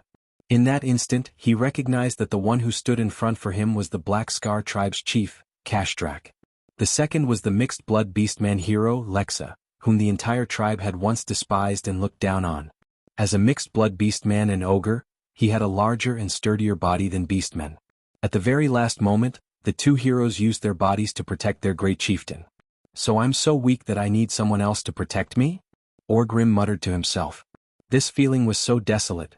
Then the excruciating pain that made the chief hover between life and death spread through him, and his vision went black. Chief? All the beastmen and chiefs exclaimed in shock. What was a leader? A leader was the backbone of a group, the soul and backbone of a group. No matter if it was because Orgrim had fought with Uther for so long and was only half injured, or because Duque had the upper hand in terms of technique, or because Duque had unleashed the Red Dragon Queen's aura to unleash such a shocking attack. In the eyes of both the Alliance and the Horde, it was Duque who killed Orgrim in one hit. Regardless of whether it was true or not, he would roar at it first. Orgrim is dead. The Alliance will win. Kill. Compared to the tribes whose morale first fell to the bottom and then fell into the abyss, the Alliance's side was like an aphrodisiac first, and then on steroids. This was especially so for those unscientific paladins. In their peak condition, their radiance was even brighter than before. These guys actually broke through on the battlefield. He had broken through his own shackles. He had broken through the limits of his spirit and body. In terms of numbers and quality, the Horde still had the absolute advantage. However, in all directions, in the sky and on the ground, the Horde was being slaughtered by the Alliance like they were vegetables. And at this crucial moment, Orgrim lost consciousness. A snake could not do without its head. Because the chief was unconscious, Zulu Hid, who happened to be the vice commander, rode his dragon into the sky. The vice chief of the Blackrock tribe, Sabek, was at the front lines. The weakness of the lack of a unified command was magnified. Kargith Bladefist, who was more bloodthirsty and cruel, ordered them to fight it out with the Alliance. Kilrog Deadeye, who was more rational and resourceful, ordered a retreat. The two completely different orders created the greatest amount of chaos among the beastmen. If Orgrim and the others could break through the defensive line in front of the Iron Gate, then everything would be different. If Orgrim had not impulsively thrown out the Hammer of Destruction, perhaps the battle would still be in a stalemate. Unfortunately, there were no ifs. Long live Duke Marcus! They shouted. In every passageway, every pass, every gate, there were the silhouettes of the Alliance's warriors chasing after the Horde. Duque did not participate in this pursuit. Even though a Morningstar mage could continuously recover his mana, he was really exhausted. Ever since he had been ambushed by Ghoul, Dan and activated the curse, he had not been able to sleep well for a single day. The shadow of death had always been lingering around his soul. It was only when Alexstrasza, who had recovered her strength, instantly removed the curse and stopped the rapid loss of his life force, that he could finally take a breather. It was not easy for him to make a huge comeback and take the greatest credit. The small credit should be given to the people below him. He could not just eat the meat while his brothers below him did not even get to drink the soup. After confirming the Alliance's victory, Duque's legs suddenly turned to jelly. Beside him, Sasha hurriedly supported Duque. Duque? Are you all right? I'm fine. I'm just a little exhausted after a full-powered attack. Completely subconsciously, Sasha let Duque's entire body lean against her without a care in the world. The approaching masculine aura caused Sasha to be a little confused, but her heart was filled with pride. The world in front of her seemed to be a little blurry. The scenes described in the legends and reality intertwined.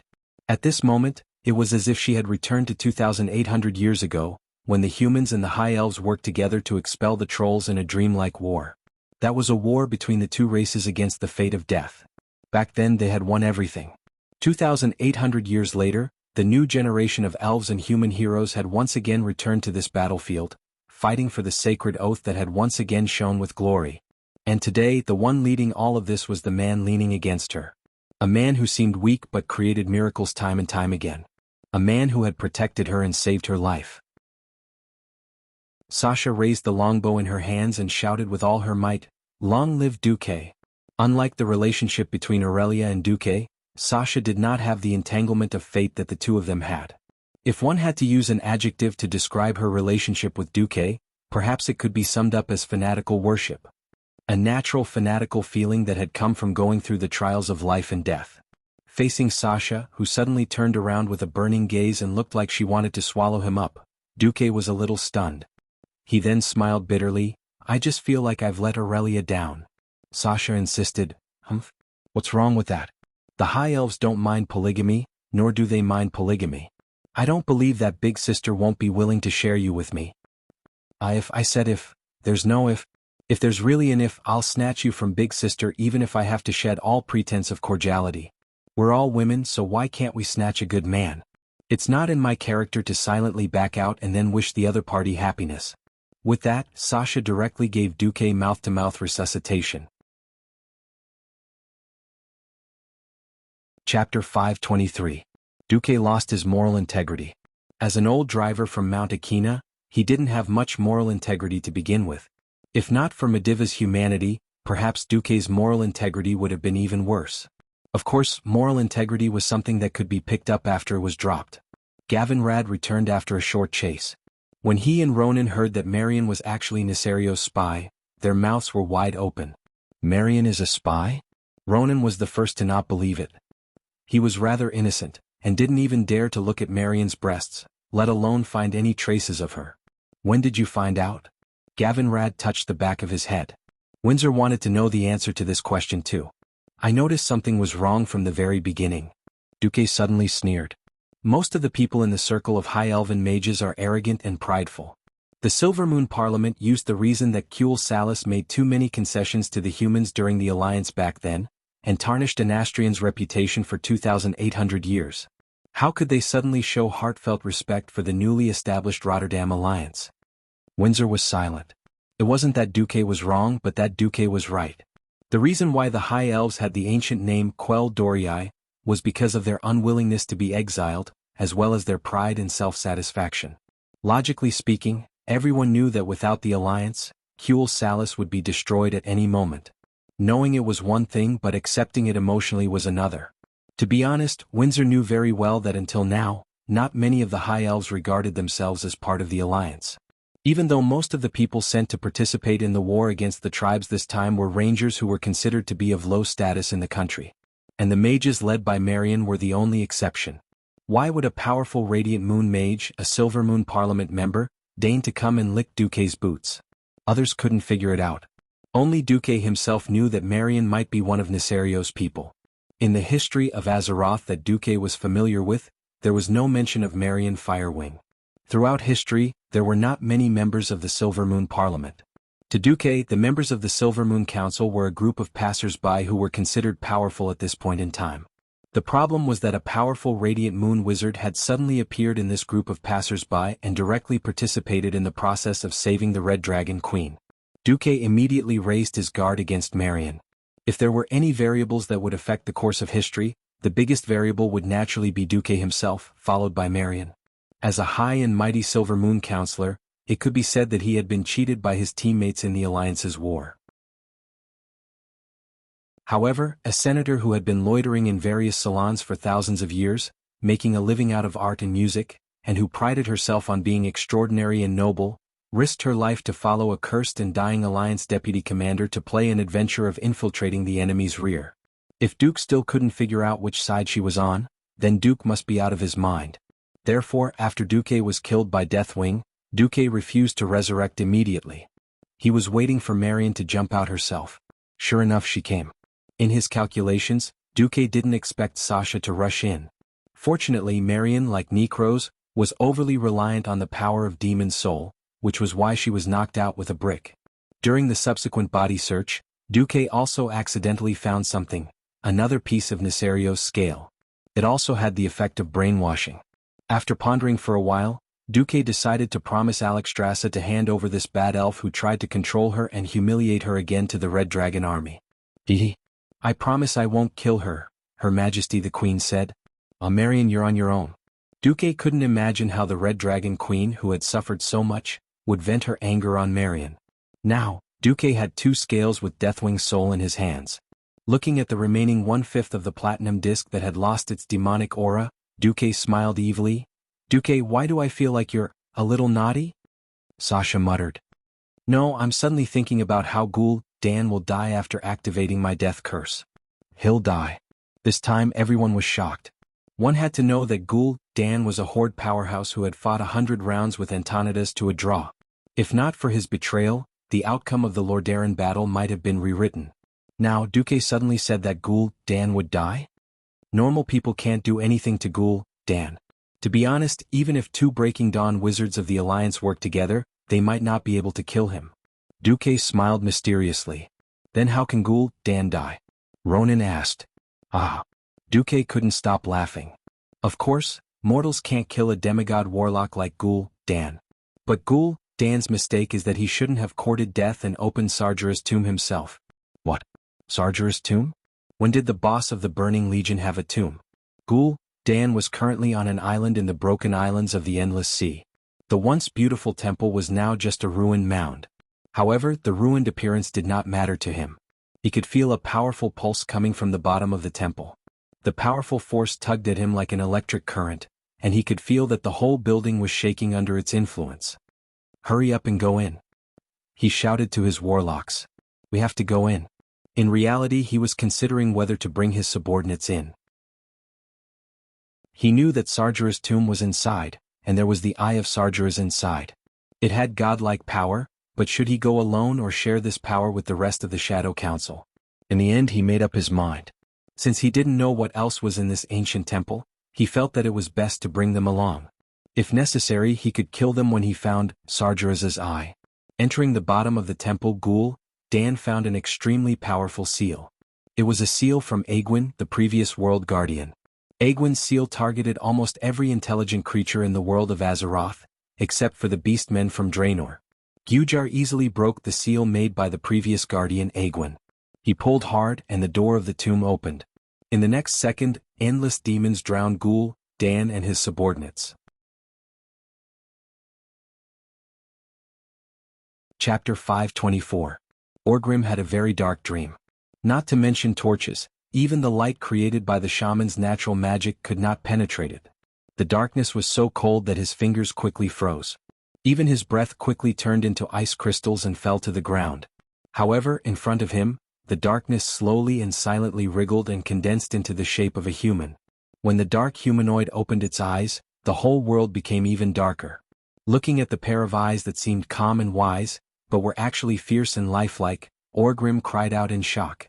"You are Duque?" Duque smiled evilly. "Orgrim, you and your tribe will pay for the bloody massacre you caused when you invaded the world of Azeroth. I declare that you will be imprisoned for eternity." "No, we are not wrong. The ones who are wrong are the demons. They poisoned us. They tricked us into drinking that terrible blood." Ignoring Orgrim's protest, the entire world became even darker. Countless dark arms reached out from all directions, firmly suppressing Orgrim's resistance. While laughing eerily, they approached Orgrim and finally grabbed him, throwing him into an eternal prison made of divine power. "Haha! As long as I, Duque, exist, the tribe can forget about becoming the overlord of this world." Ah! Duque's evil laughter echoed endlessly in Orgrim's mind. Ah! Orgrim suddenly sat up and screamed, scaring the orcs around him. When he opened his eyes, Orgrim realized that he had just had a nightmare. "Great Chief, you're awake?" His face was clearly in a sorry state, and even two of his fangs were broken, but Zulud had a bright smile on his face. "Zulud, I was made a fool of by a dragon cub that couldn't be raised properly. Don't worry, I'll slaughter him and make a stew for myself." At this time, Orgrim realized that all the orcs around him looked like a defeated army. He was carried on a simple stretcher. He heard a loud crashing sound. If he was not wrong, he should be near a giant rock dam. Even though he had a bad feeling, Orgrim still asked, "How's the battle going?" Without hiding anything, Zulud replied, "Terrible."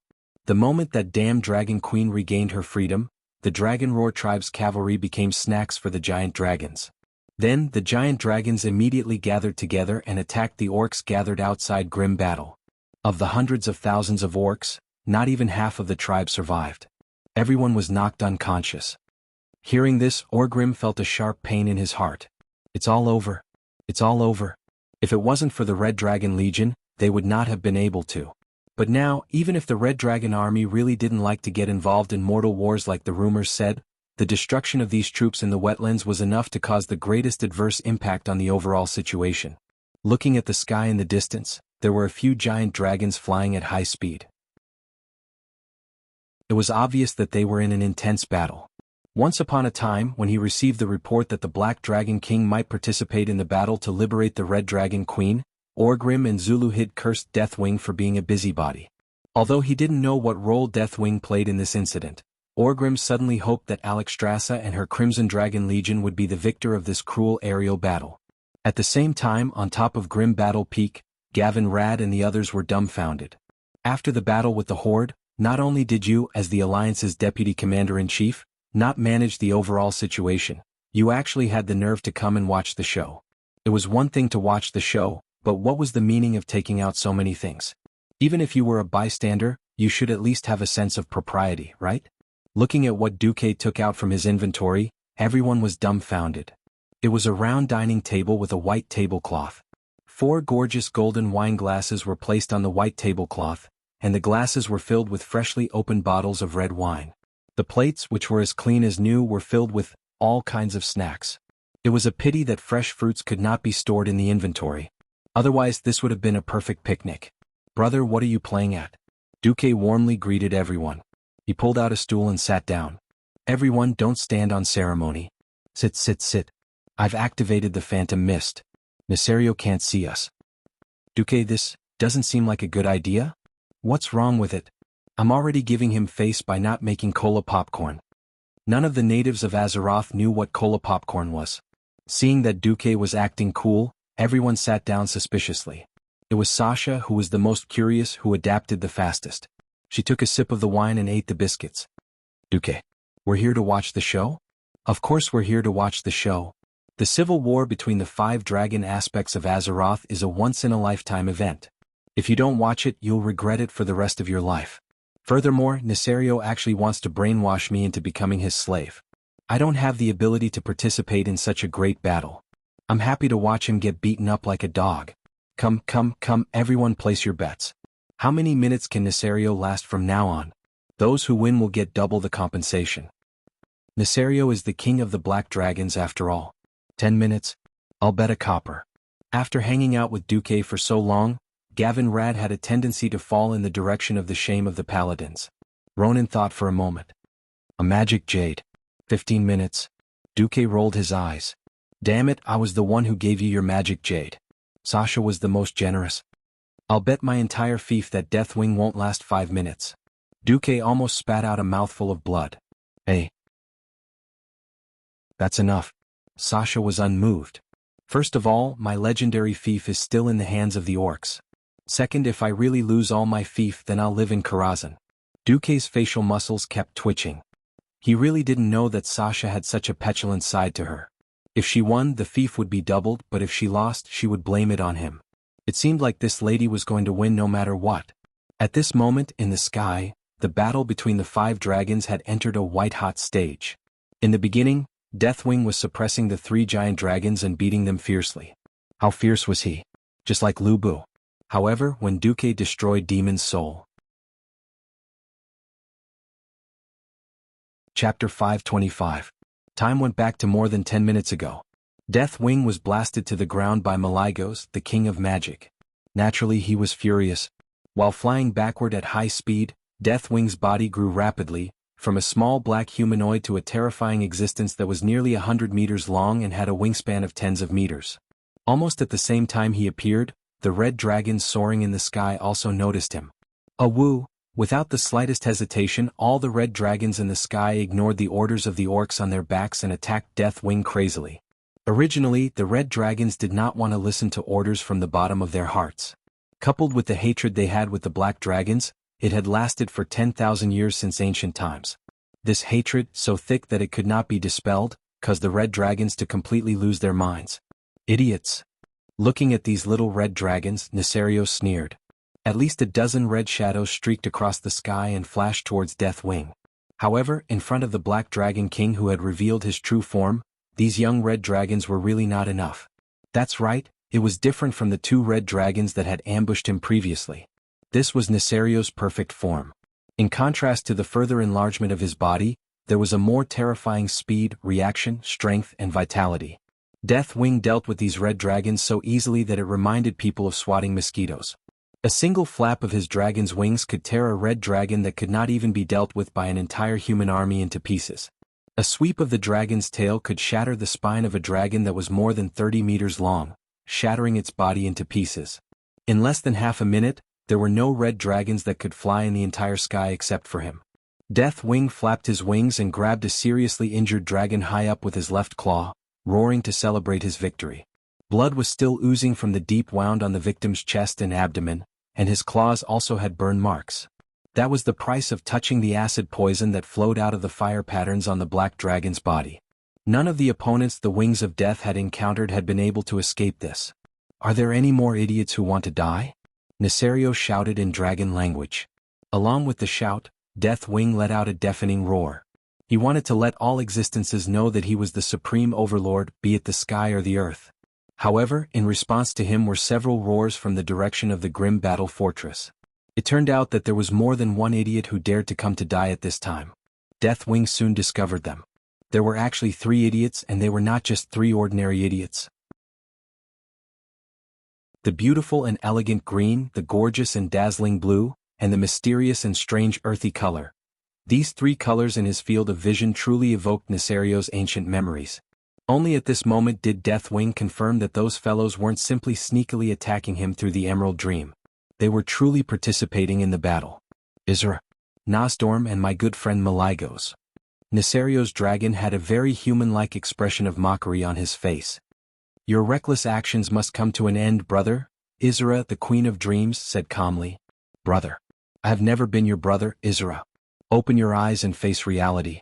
Now, there is nothing that can stop me from creating this new era that belongs to our dragon race. The Supreme Dragon King, Deathwing? Isra said sarcastically.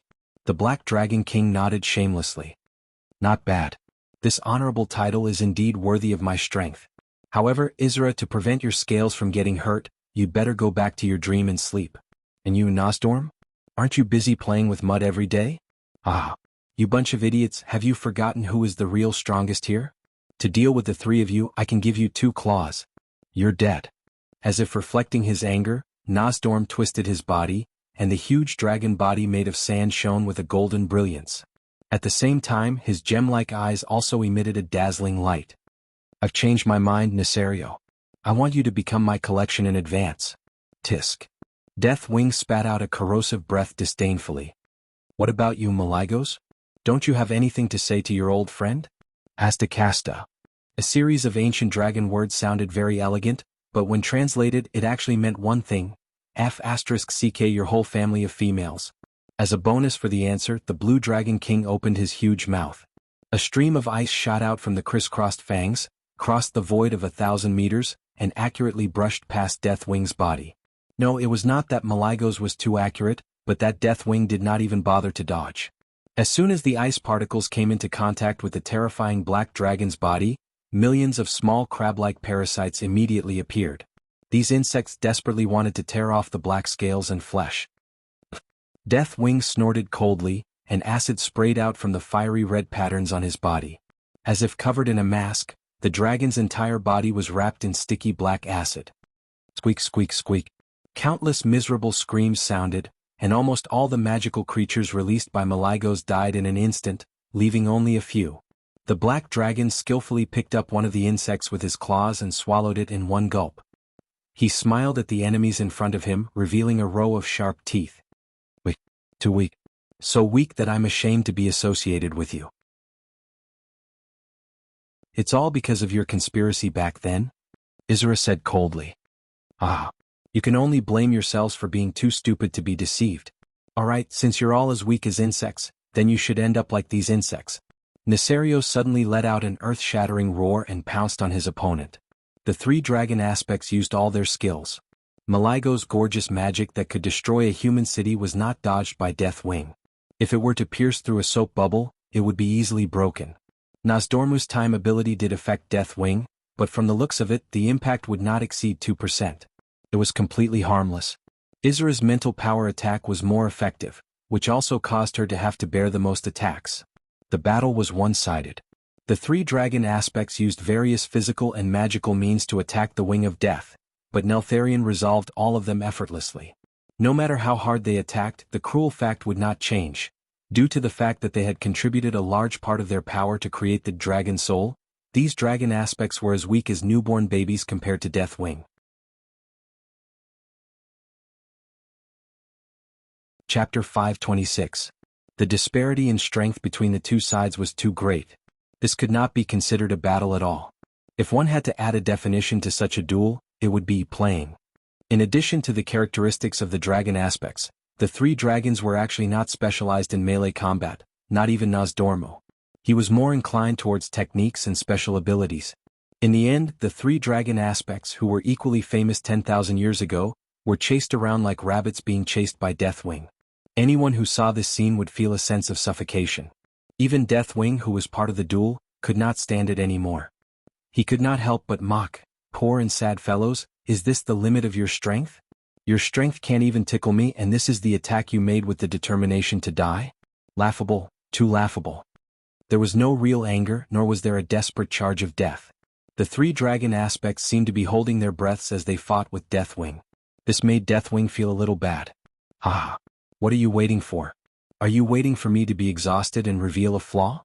Are you waiting for the so-called miracle to happen? Or are you waiting for Alexstrasza to break free and join the siege? I'm dying of laughter. For me, what's the big deal if one more ant joins the battle? That's not necessarily the case. It was rare for Isra to open his eyes a slit. A psychedelic light flowed out from the dragon's eyelids, making him look very mysterious. I was prepared to persuade Nosdormu and Malygos to join me and fight to the death with you, but an interesting human gave us a better choice. Human? Wait, are you talking about Duque? Deathwing seemed to be a little panicked. Yes, only a human's dream could bypass his surveillance and directly contact Isra. That's right. At this time, the cunning Black Dragon King suddenly showed a mocking expression.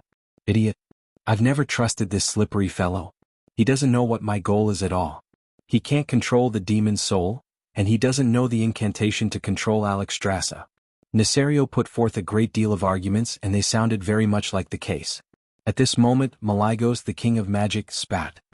That kid doesn't need those things. The king of time, Nosdormu, sneered.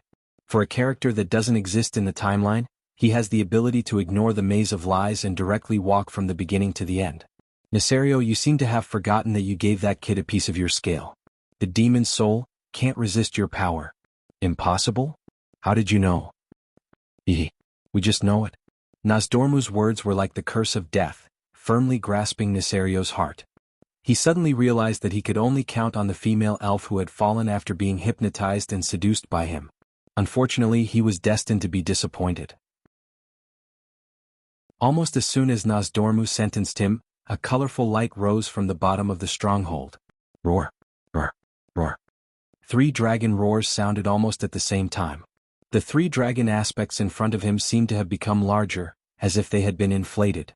Suddenly, their bodies expanded by 3 times, and they became existences about the same size as Nesario.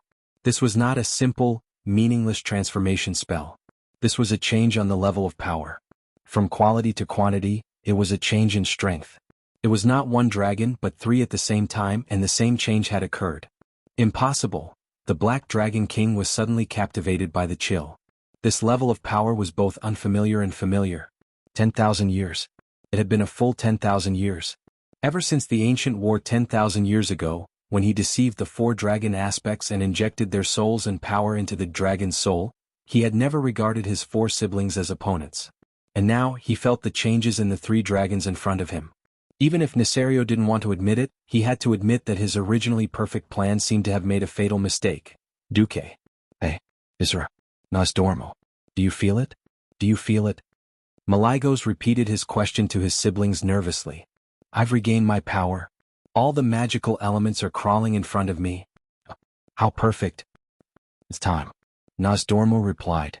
His gem-like eyes flashed with an unusually bright light, and he asserted like a charlatan. That's right, fate has shifted. I see that your death has been greatly advanced, Nesario. Yes, it's time. Isra opened her charming eyes. At that moment, her eyes were so eye-catching that Deathwing could only try his best to avoid meeting her psychedelic gaze. The 10,000 years of nightmare is over, she murmured. Our dream of restoring the glory of the dragon race for 10,000 years is finally coming true. At that moment, a clear and melodious roar of a dragon rushed into the sky from the Grimbator fortress below. Within a few seconds, a huge red dragon shadow began to expand rapidly in the vision of the 4 dragons. The life-giver, the red dragon Queen Alexstrasza, had appeared. At that moment, if Nesario still maintained his human form, his face would be darker than the bottom of a pot. Unfortunately, he was already an ugly and ferocious black dragon. Naturally, he could not be darker. Sister, are you all right? Alexstrasza nodded her huge dragon head. Compared to the torture I've endured, I've gained more. What we lost 10,000 years ago has been returned to us. Demon's soul? That damned demon's soul no longer exists. The insignificant human that you despised, Duke Marcus, destroy him. Alexstrasza's declaration resonated with the other 3 dragon aspects. They all roared in joy. Impossible. Deathwing roared. Lies. All lies. How could someone as wise as me be fooled by a mere human? Impossible, you must be lying to me. The Red Dragon Queen spread her sky-covering wings and revealed her sharp and huge claws. Despite the torture she had suffered when she was imprisoned, she did not look weak at all. No. Alexstrasza corrected him. The only lie that needs to be corrected is your so-called invincibility. Now use your body to experience whether we have recovered our strength or not. That's right, Nosdormu said hatefully. I've always wanted to prove that it's a ridiculous theory. Chapter 527. Returning to the present, when Duque assumed the posture of an onlooker, he happened to run into the 4 dragons who had recovered their strength and were fighting each other. It would be perfect if there were kebabs or hot pot at this time. That was what Duque thought. Duque casually asked Gavin Rad, "Say, do you think Nesario would feel F***ked when he suddenly found out that his old opponent had regained his strength?" It was the first time the paladin had heard the word F***ked. The word was so vivid that it made him look like he was constipated. The mating of a dragon and a dog. Will a new species called a dragon dog be born? Ronan thought very seriously. Pfft. Sasha was already laughing. What dragon dog? It was clearly Duque teasing Nesario. Duque squinted his eyes and looked at the Dragon King who had been beaten like a dog in the air. He felt great. The word F***ked wasn't enough to describe Nesario's current mood. Wings of Death was indeed suffering. His current situation was like a person teasing a few puppies. At first he thought that the other party was just a few huskies, but then he realized that they weren't huskies. If it wasn't a dog but a wolf, then forget it. In the end he realized that the other party had skipped the level of a wolf and went straight to the level of a 3-headed hellhound. Wings of Death found that he was being attacked by 4 types of elemental powers that were almost unfamiliar to him. In the past, when he fought these opponents, it was like he was beating up their illusions. Every move had a gorgeous appearance, but it couldn't cause any substantial damage to him. Now it was completely different. He was facing the full force of the 4 dragons and their strength was comparable to his. 1 hit would be very painful, 2 at the same time would be injured, 3 at the same time would be seriously injured, and 4 at the same time would really make him kneel. Nesario was shocked to find that he couldn't resist the combined attack of the 4 dragons at all. Low-level and low-density magical elements couldn't possibly impact the denser high-level magical elements, so the frost or fire elemental magic that Malygos had blasted at him couldn't shake him at all. The only thing that was more effective was the cloud that Malygos had brought that made him feel a little suffocated. This kind of auxiliary magic that wrapped around his throat and nostrils made him quite angry. What about now? The attacks from Malygos tended to be more direct. The Dragon Queen of Malygos had died at the hands of Neltharion back then, so the Blue Dragon King was furious to the extreme.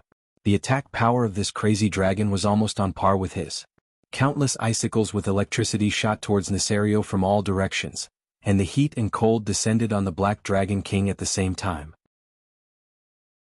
Although the enchanted plate armor embedded in the Black Dragon skin could eliminate most of the violent magic storm, it did not mean that the Deathwing could rest easy. That was because the enchanted plate armor was beginning to loosen. Once the plate armor fell off his body would collapse before the other dragons could attack him. Previously, Nosdormu could only speed up the passage of time on Deathwing's body, making him endure the torture of years and slightly drawing away his power. Now, Nosdormu unleashed the quicksand of time on him, continuously stealing the vitality of Deathwing. Deathwing felt weak all over and the bones in his body stiffened. The most terrifying thing was that even his thinking had become slow. If it was before, Deathwing could stir up the chaotic power in his body and evaporate the quicksand completely before these effects caused permanent damage. But now, Deathwing panicked to find that if he allowed Nosdormu's time power to work endlessly, he would be running in the direction of idiocy, never to return. However, for Deathwing, among the 4 enemies, the most cunning and dangerous one was Isra. Previously, Neltharion, who had already trained multiple dragon traits under the whispers of the ancient god Enzos, could easily sweep away the dreams that Isra had created in his mind. At this time, under the attacks of Malygos and Nosdormu, his energy had been seriously scattered. Relatively, his resistance to the mental domain had also decreased a lot. Isra could easily invade his mind and lead him to the most terrifying nightmare. He seemed to have realized that the nightmares he had created previously were not effective, because this terrifying ancient dragon had seen countless horrors, bloodshed, and cruelty.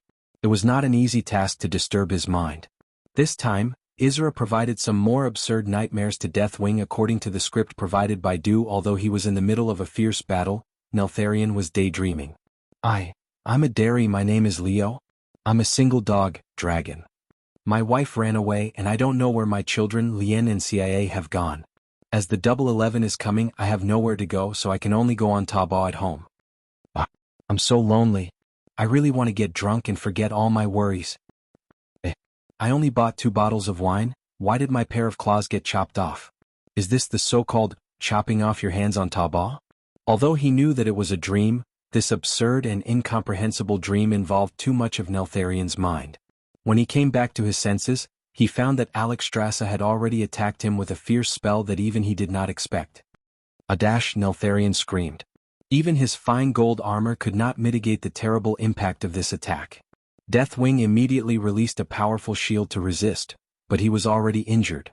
His body endured pain that he had not experienced for decades. Just as he was about to fight back, the daydream came again. This time he turned into a black dog. My name is Black Gooden. My beloved Xiaohua has eloped with the old Wang dog next door. I'm so sad. Master Enzos is so unscrupulous. He even fed me expired dog food. Woo. Neltharion had no time to react to what was going on. The pain came again. When he came back to his senses, he was shocked to find that a huge piece of plate armor on his chest had been torn off by the red dragon. The pain of the wound itself was bearable, but what frightened him the most was that he suddenly found that his body was showing signs of cracking again. At this time, Alexstrasza flew in front of him like a goddess of vengeance.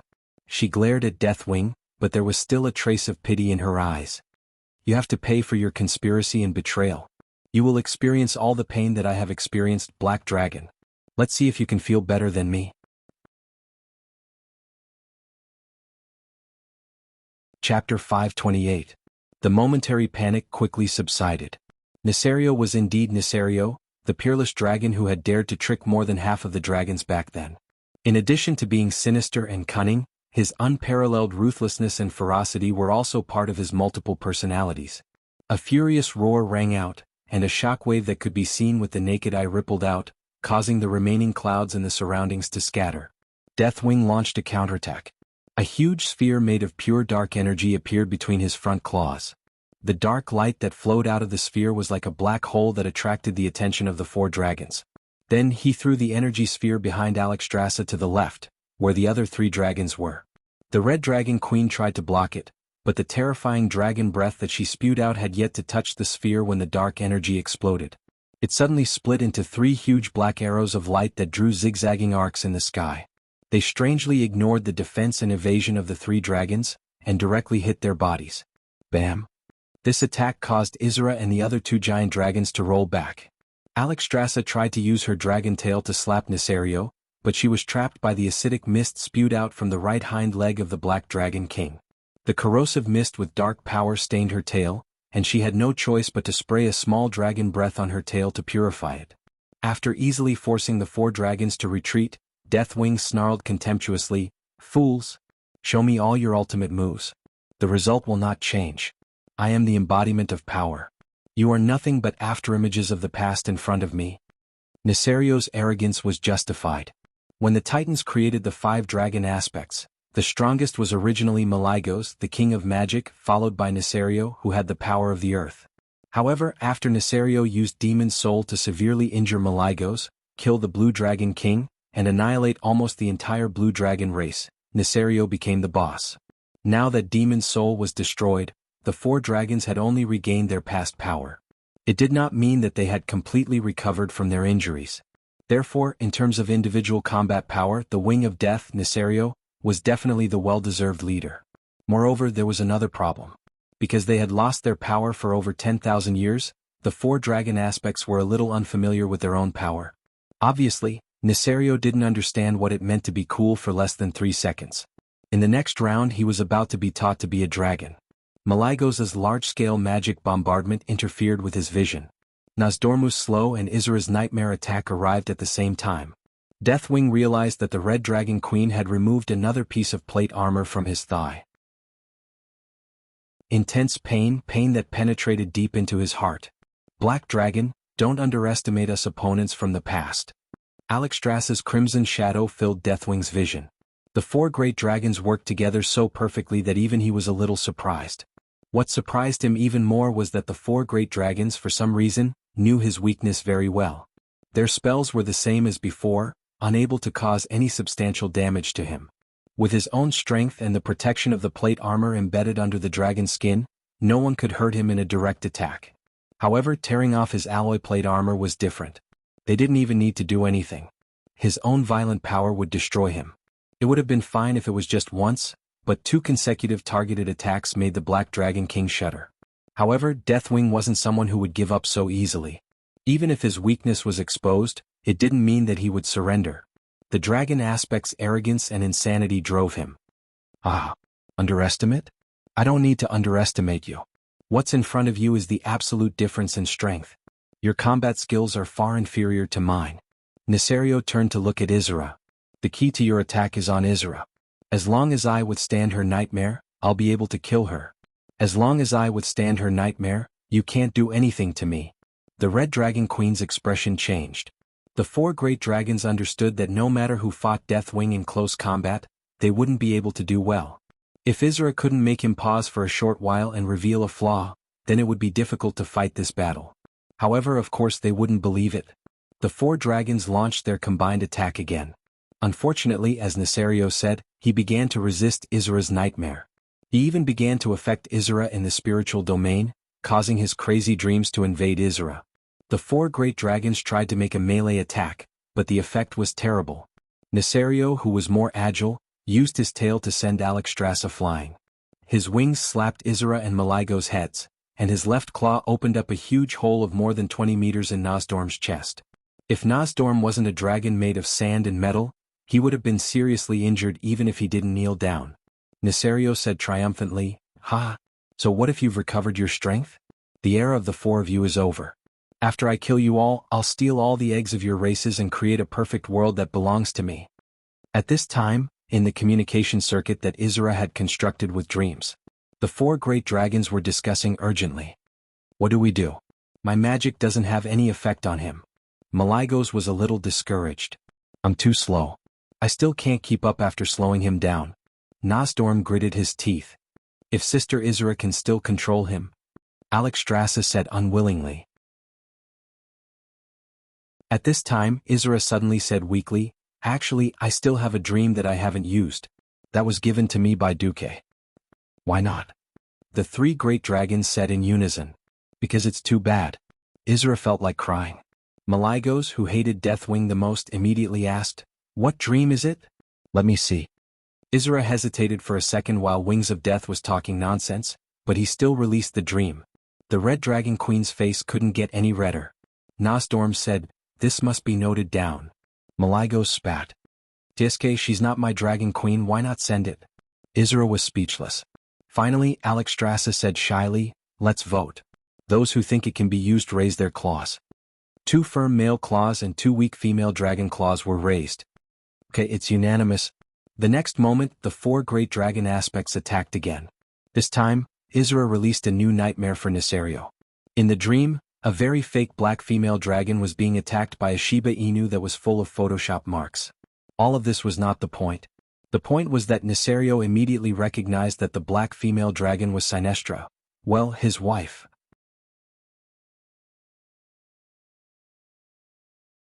Chapter 529. It was the animal world. It was often shown on CCTV. Hadn't they seen a dog that grew up with a lion in the zoo making a scene with a lioness? Those who hadn't seen it should go and make up for it. Was this dirty? No, this was definitely not dirty. People with dirty minds would think of bathing at the sight of water, and would think of beautiful women bathing at the thought of bathing. People with pure minds, such as Duque, who was known as the honest and reliable little husband, the pure and flawless Marcus, would never think of such things. It was like a guy who called Brother Chun a man all day long. Who would believe that Brother Chun was a real man? Wasn't that right? In any case, with such a clumsy Photoshop, it was obvious that it was fake. Normally, no one would believe it. Whoever believed it was mentally ill. Well, it just so happened that Nesario was mentally ill, so he believed it. The whispers of the ancient gods had long made him unable to distinguish between illusion and reality, and had driven him crazy. Therefore he was sometimes cunning, sometimes crazy, and sometimes even he did not know what he was doing. At this moment what appeared in Nesario's mind was his precious son, Nefarian, and precious daughter, Onyxia. The two dragon faces had turned into Shiba Inu faces. Dad woof woof woof. Nefarian wagged his tail. Dad woof woof woof. Onyxia used a Shiba Inu face that came with its own emoji pack to act cute. Then Nesario had a mental breakdown. He, who thought that he had been cuckolded by a Shiba Inu, let out an extremely tragic cry. No, how could a dog sleep with my dragon queen? His voice spread everywhere. In a place far away from the battle, all the red dragons watching from afar were dumbfounded at the same time. The four dragon aspects immediately pounced on him, taking advantage of his weakness to kill him. Each dragon aspect used all four limbs and the claws on their wings, desperately tearing at the armor on the wings of death. 3 seconds. The wings of death was stunned for a full 3 seconds. When he came back to his senses, he immediately launched a fierce counterattack, but the four dragons quickly dodged like frightened sparrows. Nesario's hasty counterattack did not work. Isra, you're despicable. Nesario's well-founded counterattack left Isra completely speechless. Compared to you who betrayed the entire dragon race, this is nothing. Alexstrasza retorted righteously, even if it is despicable, it is only because Duque is despicable. It has nothing to do with Isra.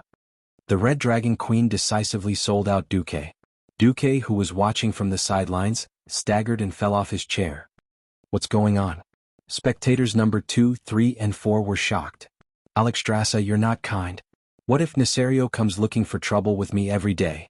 Duque sent a magic message to the queen. Alexstrasza blushed. Well, her face was red to begin with, so there was nothing wrong with it. The queen immediately replied, Don't worry, Nesario will not live to see tomorrow's sun. Come on, he's of the earth element. If I hide underground, I won't be able to see him. Don't play word games with me. The others might not know, but Duque was very clear. In the original history, Nesario did not die until many years after the end of World War III. You make it sound like the four of us can't kill him. No, no, no. Your Majesty, regardless of whether there is a video or not, I have completely offended Deathwing in order to save you. I'm just a little mortal. Once he runs away, he will definitely hunt me down. I'm not afraid of 10,000, but just in case. Can you give me a promise? That thing, right? Alright, I promise you if we really fail, I'll make it happen. Phew. Duque let out a long sigh of relief and pretended that nothing had happened. He sat down again. No, my foot slipped. Who would believe you? Of course, none of them would expose Duque. Only Duque was secretly happy. That thing, if used well, was a real artifact. At this moment, the battle of the 5 dragons had resumed. Deathwing had fallen into a real disadvantage. The main reason was that the scene was too shocking to him.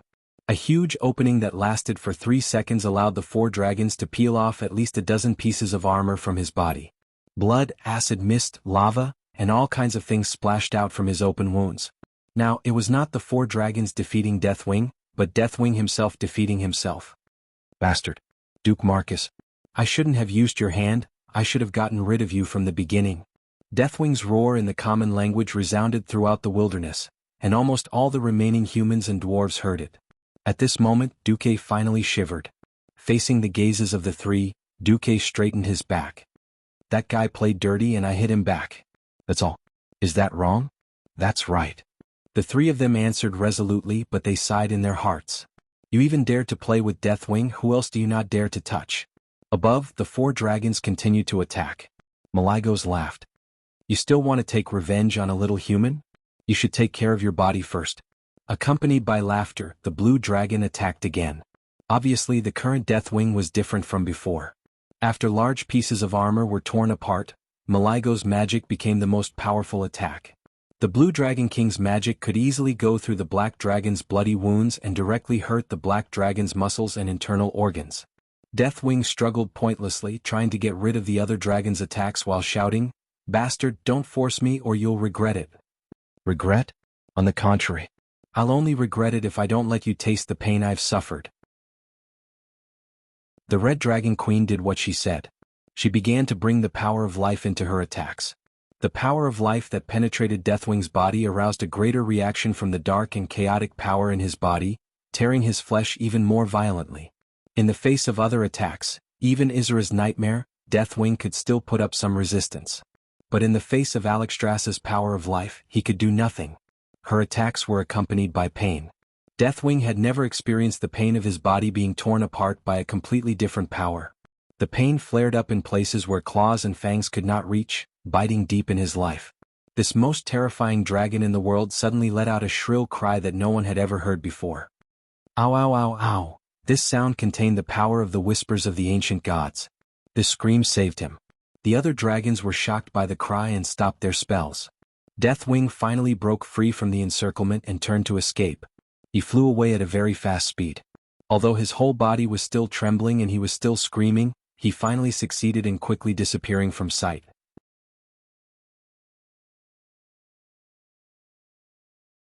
Chapter 530. Seeing the arrogant wings of death suddenly use the ultimate move Soaring Dragon Flash and actually run away with its tail between its legs, every dragon was dumbfounded. Nethario? Ran away just like that? What happened to the glory of the dragon race? What happened to the resistance to the end? This was not right. We can't let him escape. Nosdormu suddenly came to a realization. Give chase now. Malygos replied anxiously. Agreed, the Queen of Dreams said calmly. Izra looked at Alexstrasza, who was still circling. Even she was in disbelief at how she had torn the Black Dragon King apart. Sister? Chase. The Red Dragon replied.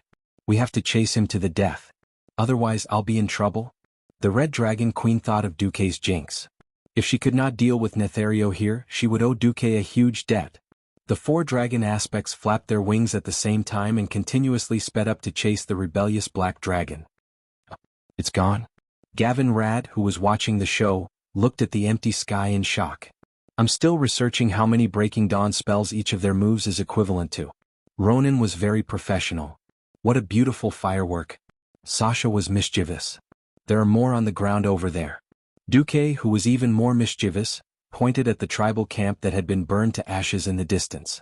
Yes, the 5 powerhouses were fighting in the sky, and hundreds of red dragons were cleaning the ground. Whoosh whoosh whoosh. So clean. More than 10 red dragons would descend side by side, like a plane scattering pesticides, covering the entire area. Under the accurately calculated dragon's breath, the scorching flames covered the entire orc camp, leaving nothing behind and no blind spots. When the extremely hot dragon's breath passed, there was not even a struggling man on fire. It was all charred black.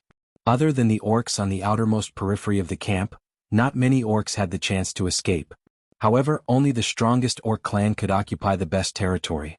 The flatter and more convenient the territory was, the more powerful the clan would occupy it. Whether it was territory or camp, this had been the rule since ancient times. The result was that almost all the second-tier clans were burned in this battle. Not many of the unranked clans in the periphery escaped. Seeing that there weren't many orcs, the furious red dragons didn't bother to use their dragon breath.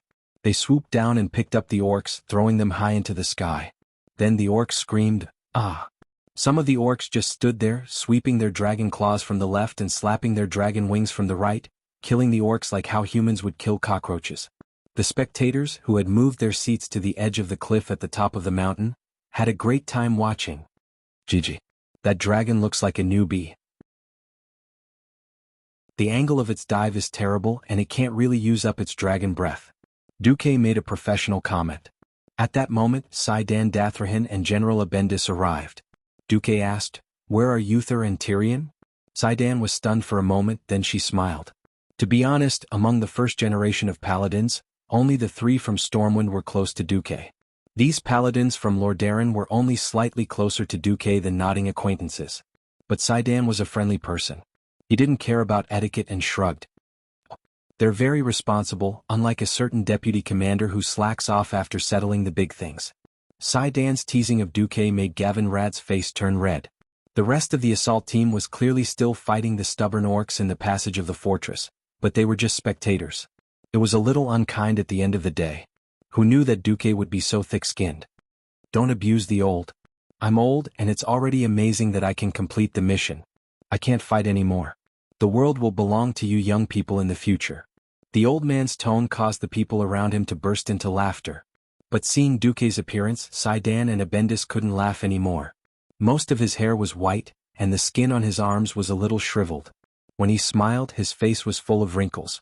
It was hard to imagine that Duque was actually just a 17-year-old young man. Sir Marcus, your curse. Abendis stopped halfway through his sentence. Duque smiled. The Red Dragon Queen just lifted the curse for me. You've worked hard, Your Excellency.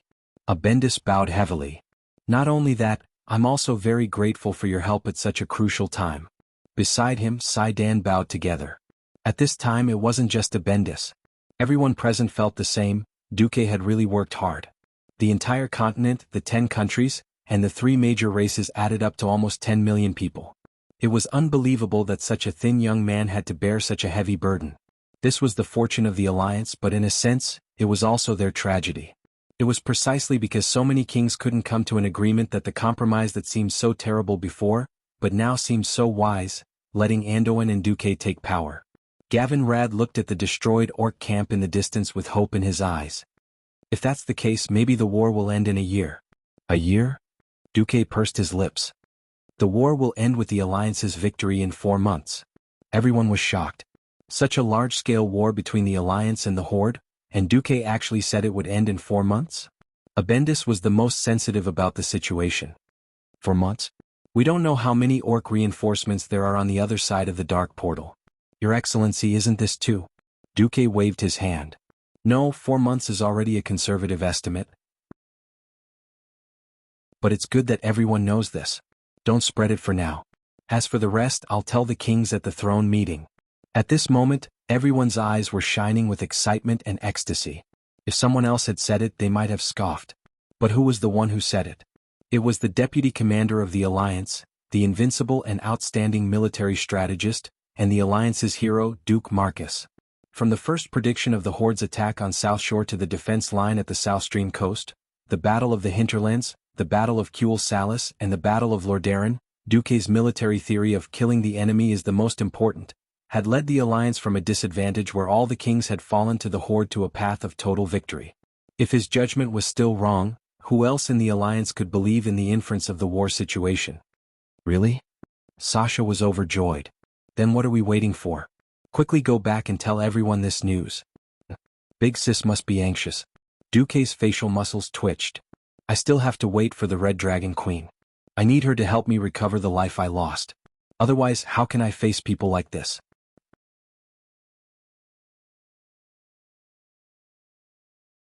Chapter 531. Duque had never been handsome. Compared to Lothar in the movie, he was much less handsome. But this didn't mean that Duque had to accept himself as an old man. Looking at the white-haired Khadgar in the movie, Duque was already pissed.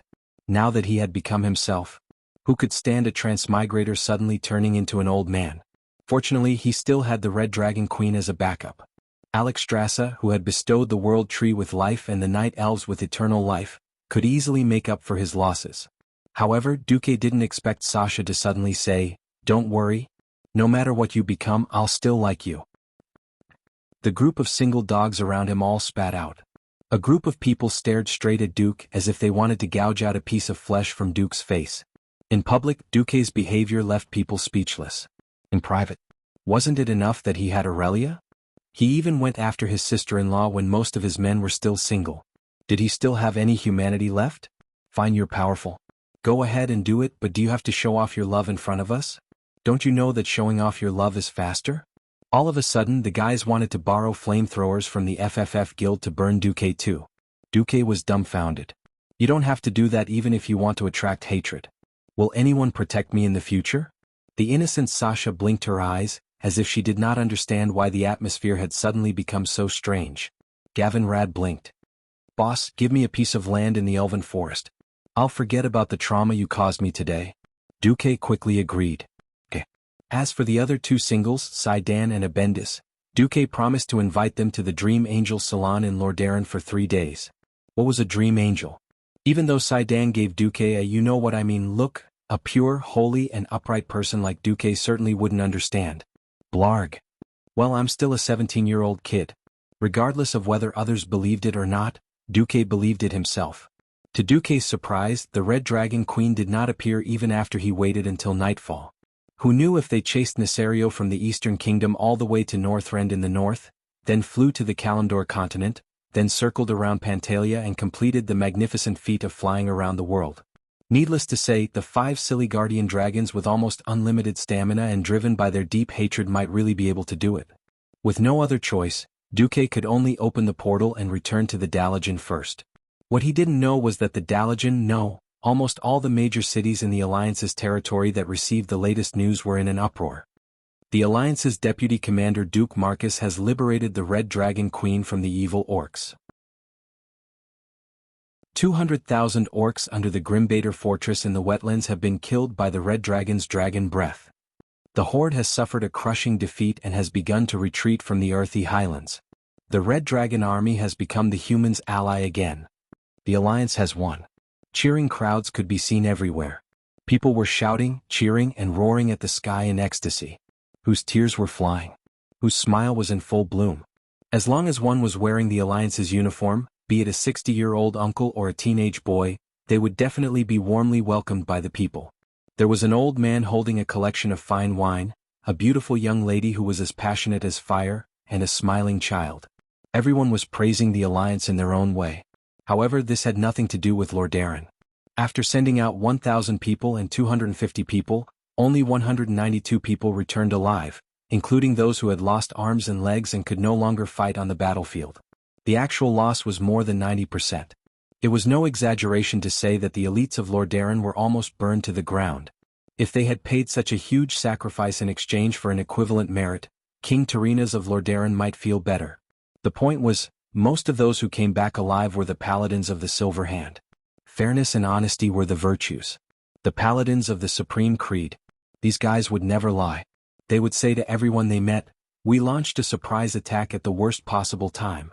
We encountered the main force of the horde. If it wasn't for Sir Marcus's help, we would have been completely wiped out." Duque. And it was still Duque. It was as if as long as Duque was still alive, Lordaeron would not be able to rise again. Lordaeron had paid an unimaginably high price for this. More than 1,000 elite knights, mages, priests, hunters, and bandits had died. What did they get in exchange? A wrong time to launch a surprise attack.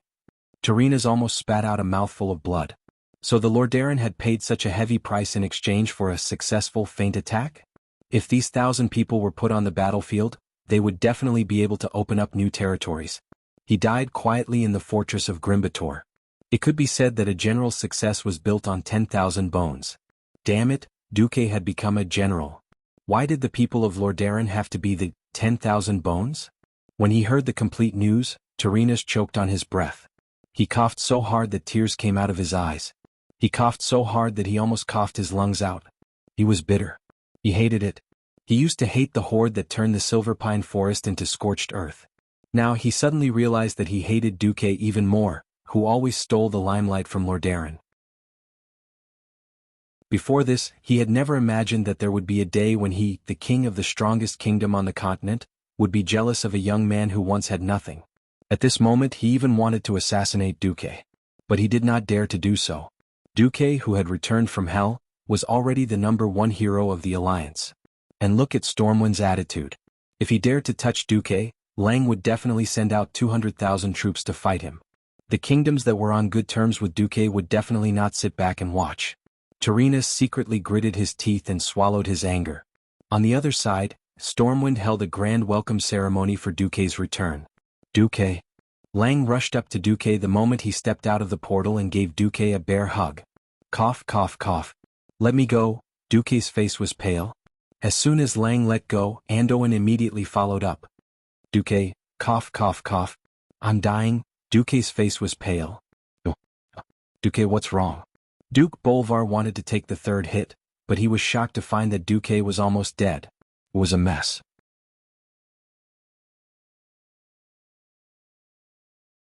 Chapter 532. Only those who had almost lost it would cherish it.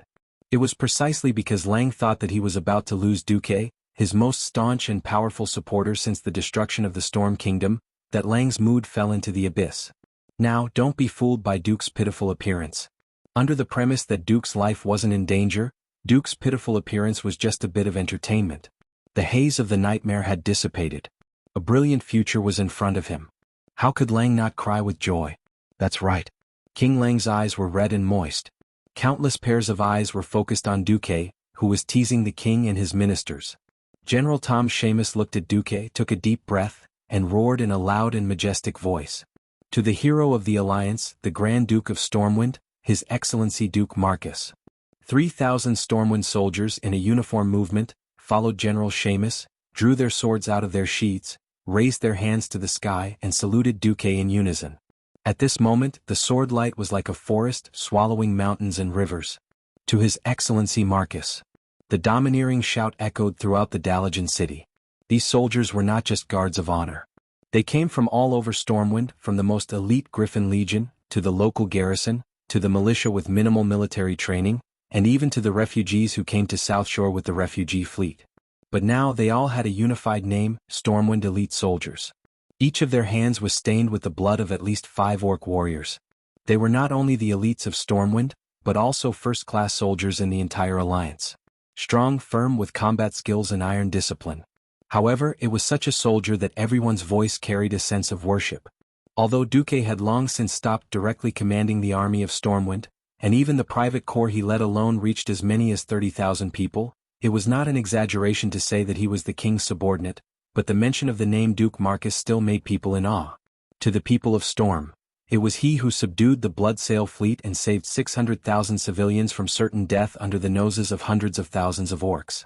It was him who brought life-saving food to the 600,000 starving refugees and opened up countless wastelands in the Hillsbrad Hills so that the people could live a peaceful life.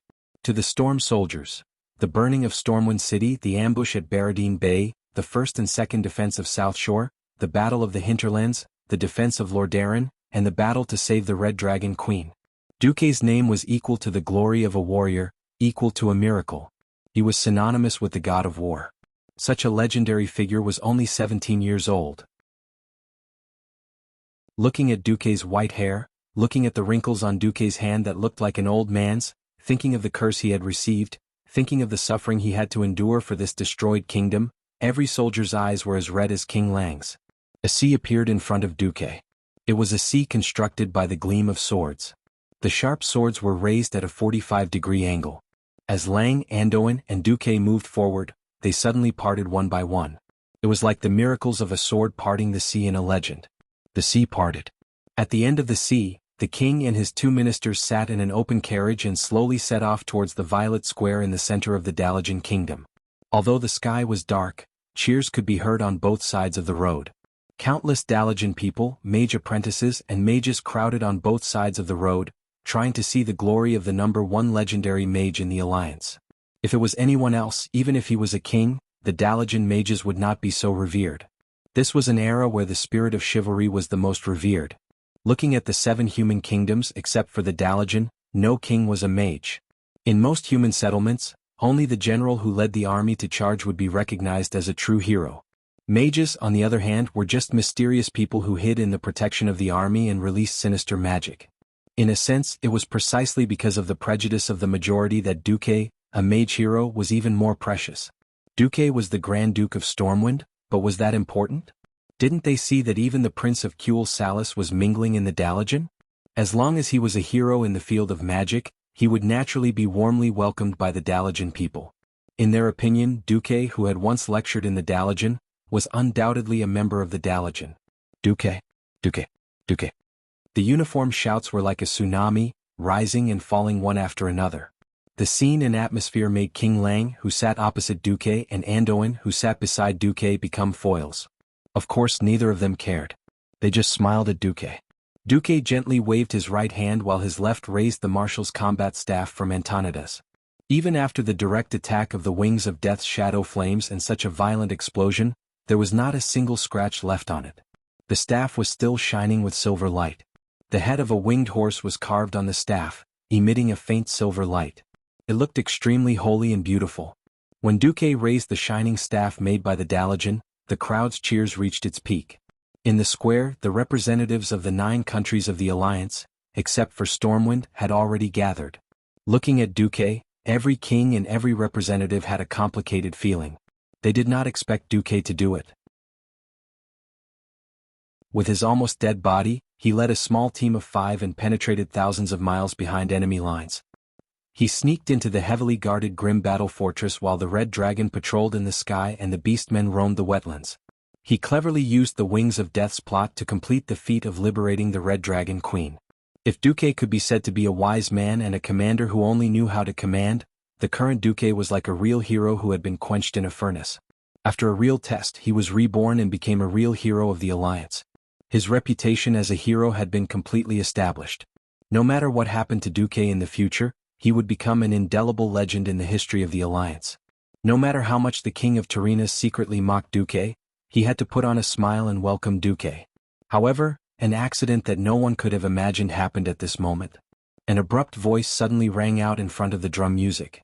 Duque, you have become a hero. You also told us that the Red Dragon Legion is no longer a part of the tribe. So, I want to ask you, who should I look for to avenge my son's death? If it was some blind pawn, perhaps he would have been dragged out and killed by the angry soldiers after saying this. But the person who said this was King Kurtiras, Dalen Proudmoore.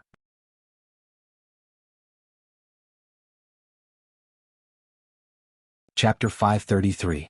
As soon as these words came out, the entire place went silent. Everyone could understand the anger of a father who had lost his son. Everyone could understand the sadness of a king who had lost his heir. Since ancient times, it had always been a sad thing for a white-haired person to send off a black-haired person. But this was the Alliance Conference. Honoring Duque, the hero of the Alliance, was the most important ceremony to show the might of the Alliance after all the suffering he had brought to the Horde. Look, even though the Rotterdam Kingdom had suffered the worst loss, Tyrrhenas still stood there with a look of pride on his face. What's more, this was the Crimson Dragon army which had extraordinary power. If the Queen was angry, the entire human race would be destroyed, and all the major human cities would cease to exist. Humans would once again split into countless small clans, and return to the position of being at the mercy of others 3,000 years ago. In the end, the Crimson Dragon army was being threatened, and there were not so many ancient red dragons coming out to harm the Alliance. Otherwise, the Alliance would have been destroyed. Now that you, Emir King Kurtiras, have caused a ruckus at this time, who would want to please you? Who would dare to support you? Silence. Deathly silence. In fact, Dalen knew that he would not be supported by any country. He also knew that he should be like Tyrrhenas and swallow his anger. Unfortunately, he couldn't do it.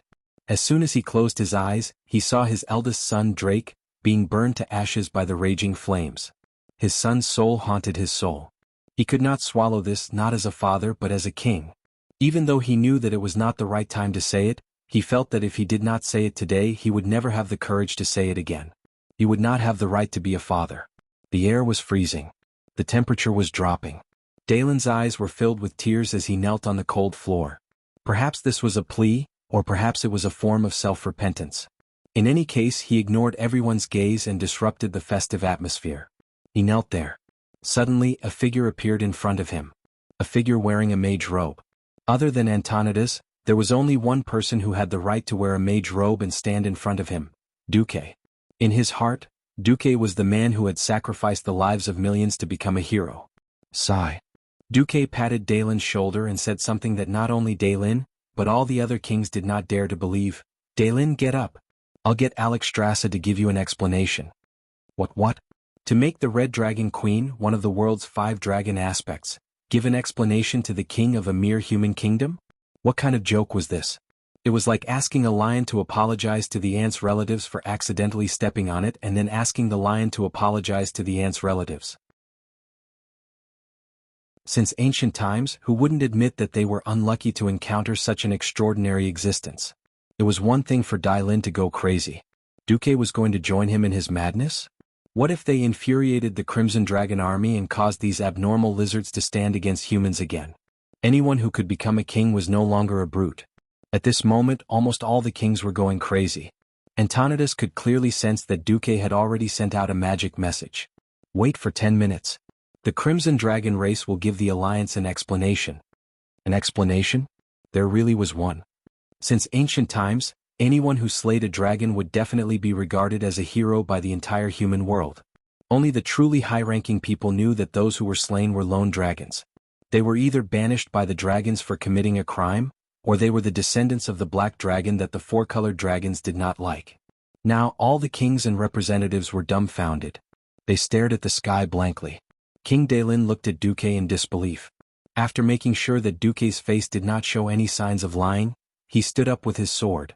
Facing the night wind, he stared at the pitch-black sky quietly. 10 minutes. Usually it would be over in a moment. Unfortunately, the oppressive atmosphere made the passage of time extremely slow. Everyone's forehead was dripping with sweat. Everyone was quietly waiting for their judgment, waiting for the one that might appear in the sky. Around 9 minutes later, the moonlight suddenly dimmed. The bright moonlight was blocked by a huge creature. As expected, it was a dragon. It spread its wings and its scales shone with a dazzling red light. The huge golden vertical pupils seemed to be flowing with blazing lava. The two pairs of fiery horns on his high head were raised high, looking down at the monarchs in the violet square from high above. Compared to this terrifying creature that came from the ancient times more than 10,000 years ago, the armies of the mortal world, status, and power all seemed insignificant. When the dragon soared in the clouds, humans were just ants crawling on the ground. The sky was their domain and they ruled over the sky. Even though it was easy for different races to have facial blindness, after many days of fighting, every alliance had recognized every single characteristic of this most ferocious ancient dragon. There was no mistake. He was Tyrannis, the one who had sent over 10,000 alliance soldiers into the Sea of Fire. Every alliance soldier nervously clenched their weapons. The higher-ups had indeed announced that the Red Dragon army was no longer an enemy, but who knew if this ferocious lizard would suddenly go berserk? The Dalajan's magic defense system could indeed destroy him, but before this behemoth crashed to the ground, how many people would be killed by him? No one was sure. However, under the watchful eyes of more than 100,000 people, Tyrannis, who had just landed on the specially empty space in Violet Square, suddenly began to shrink. A dragon that could easily weigh more than 1,000 tons became the size of a human. No matter how many times Duque saw this situation, he still felt that it was magical. It was full of all kinds of unscientific things. Of course, pursuing science in a magical world was not a reliable thing to begin with. What appeared in front of the kings was an old man with long white hair, a white beard and white eyebrows. He was not wearing a piece of armor, only a Greek-like cloth skirt around his waist. His upper body was bare, revealing a strong but full of scars. Who is it? The one who claims to want the ancient dragon Tyrannis to give him an explanation? Don't make it easy for me to find you. Come out yourself. The humanoid dragon released a fierce aura, with a dragon's roar that made countless people tremble.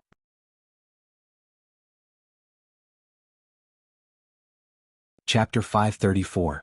On the square, the morale of the Dalajan and Gilneas soldiers was low. The sound of their metal leg guards retreating was piercing to the ears. At close range, the kings who were suffering from the dragon's wrath did not fare as well. Each of them made a fool of themselves, but Tyrannis was undoubtedly the worst. Tyrannis, who only had a combat level of 5, was frightened by the dragon's wrath. He took 3 steps back and collapsed on his throne. Of course, the other kings either took half a step back or knelt on one knee. Even Lang sighed and took a step back. He did not look at Tyrannistas in the eye. Only Dalin Proudmoore held onto his scimitar and gritted his teeth. Even though his legs were shaking, even though the veins on his neck were bulging, even though the veins on the back of his hands were bulging like a dragon's beard, he persevered and faced the terrifying golden pupils of the ancient red dragon without fear. Dalin suddenly took a step forward and raised his scimitar at the dragon. It's me, Dalin Proudmoore of the Kingdom of Kultiras. This has nothing to do with the Alliance and it has nothing to do with my kingdom. As a father, I seek justice for my son, Drake Proudmoore, who died under your flames. Dalin was going all out. He was going all out. Of course he hated the culprit's tribe. However, he was also unable to accept the fact that the murderer who had just killed his son yesterday was now standing beside him as an ally of the Red Dragon Alliance. Then, he would have to suck up to these powerful allies and pretend that nothing had happened to fight alongside the Red Dragon. Of course, he could not forgive himself for causing the entire kingdom of Kultiras to be engulfed by the dragon's flames because of a personal grudge. So, as a father who had lost his son, he challenged Tyrannistas. What kind of justice do you want? The dragon's tone was full of disdain. A duel? Dalin's voice was powerful. He raised his scimitar and took another step forward. His bloodshot eyes stared at the dragon. Ha ha ha ha. The giant dragon's laughter shocked everyone in the square. You? Everyone felt as if a boulder was pressing down on their chests under the terrifying dragon's might, making it hard for them to breathe. Dai Lin, who had endured the greatest pressure, was bleeding from the corner of his mouth. No one knew whether it was because of the shock or because he had bitten his lips. Yes, just me. A tiny human in the eyes of a giant dragon. I know I can't beat you, but I demand a duel at least. This is my last honor as a father. Almost as soon as Dai Lin finished speaking, an anxious voice came from outside.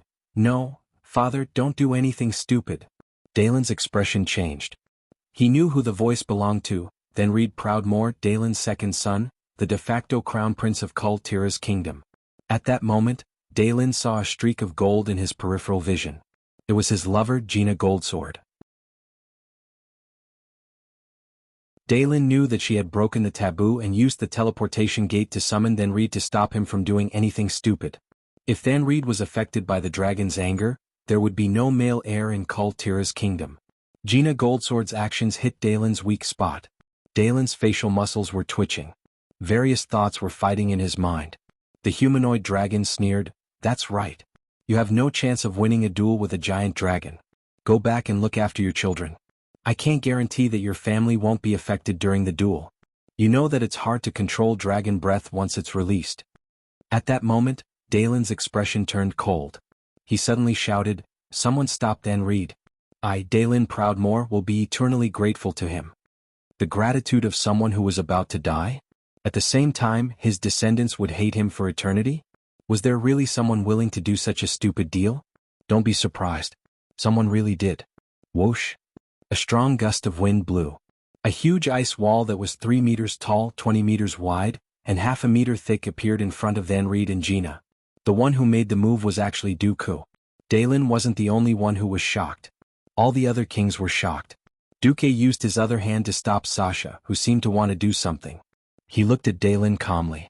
"You wanted me to help you get an explanation from the Red Dragon army, and I did. You wanted me to stop the next king of Kul Tira's, and I did.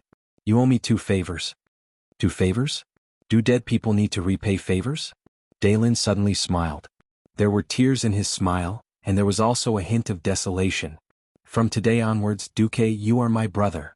Without saying anything else, Dalin ignored his son and lover's pleas. He walked forward and threw away his scabbard and armor. This heroic man who had traversed the seas for 20 years, just like that, bare-chested, proudly walked towards the opponent he would normally never be able to defeat. "Ha! My chest is here. Do you dare stab me here?" Talonistas laughed haughtily, slapping his broad, muscular chest. There was no sound. Dalin used his scimitar to give his answer as a father. He suddenly lunged forward, lowered his wrist and stabbed forward.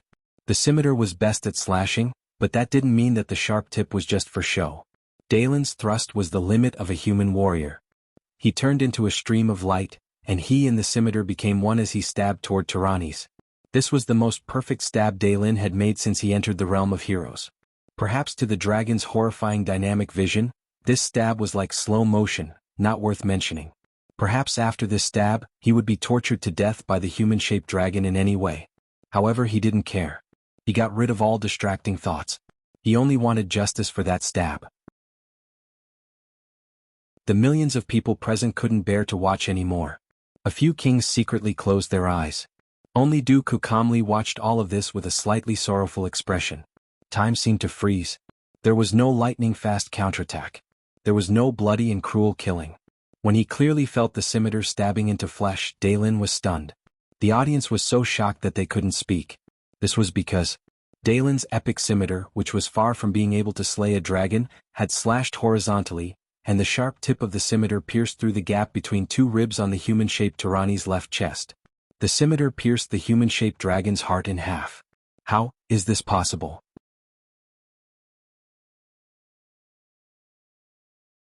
Chapter 535. Everyone's faces were filled with shock and confusion. Tyranni's extremely weak but clear voice could be heard. "Don't be shocked. In some ways I feel the same way as you. For my beloved queen, I'm willing to give up everything. For her to suffer less, I'm willing to blind my own conscience and sully my own soul. I'm willing to kill humans for the filthy orcs. So, this is my atonement." You. Dalin's hand went limp without him realizing it. He held the humanoid red dragon that was about to fall, feeling a little lost. "Yes, This is the Red Dragon race's answer to you, to humans, and to the entire alliance. I wonder, are you satisfied now? He wanted to say yes, but when the words came to his mouth, Dalen's mouth was filled with bitterness.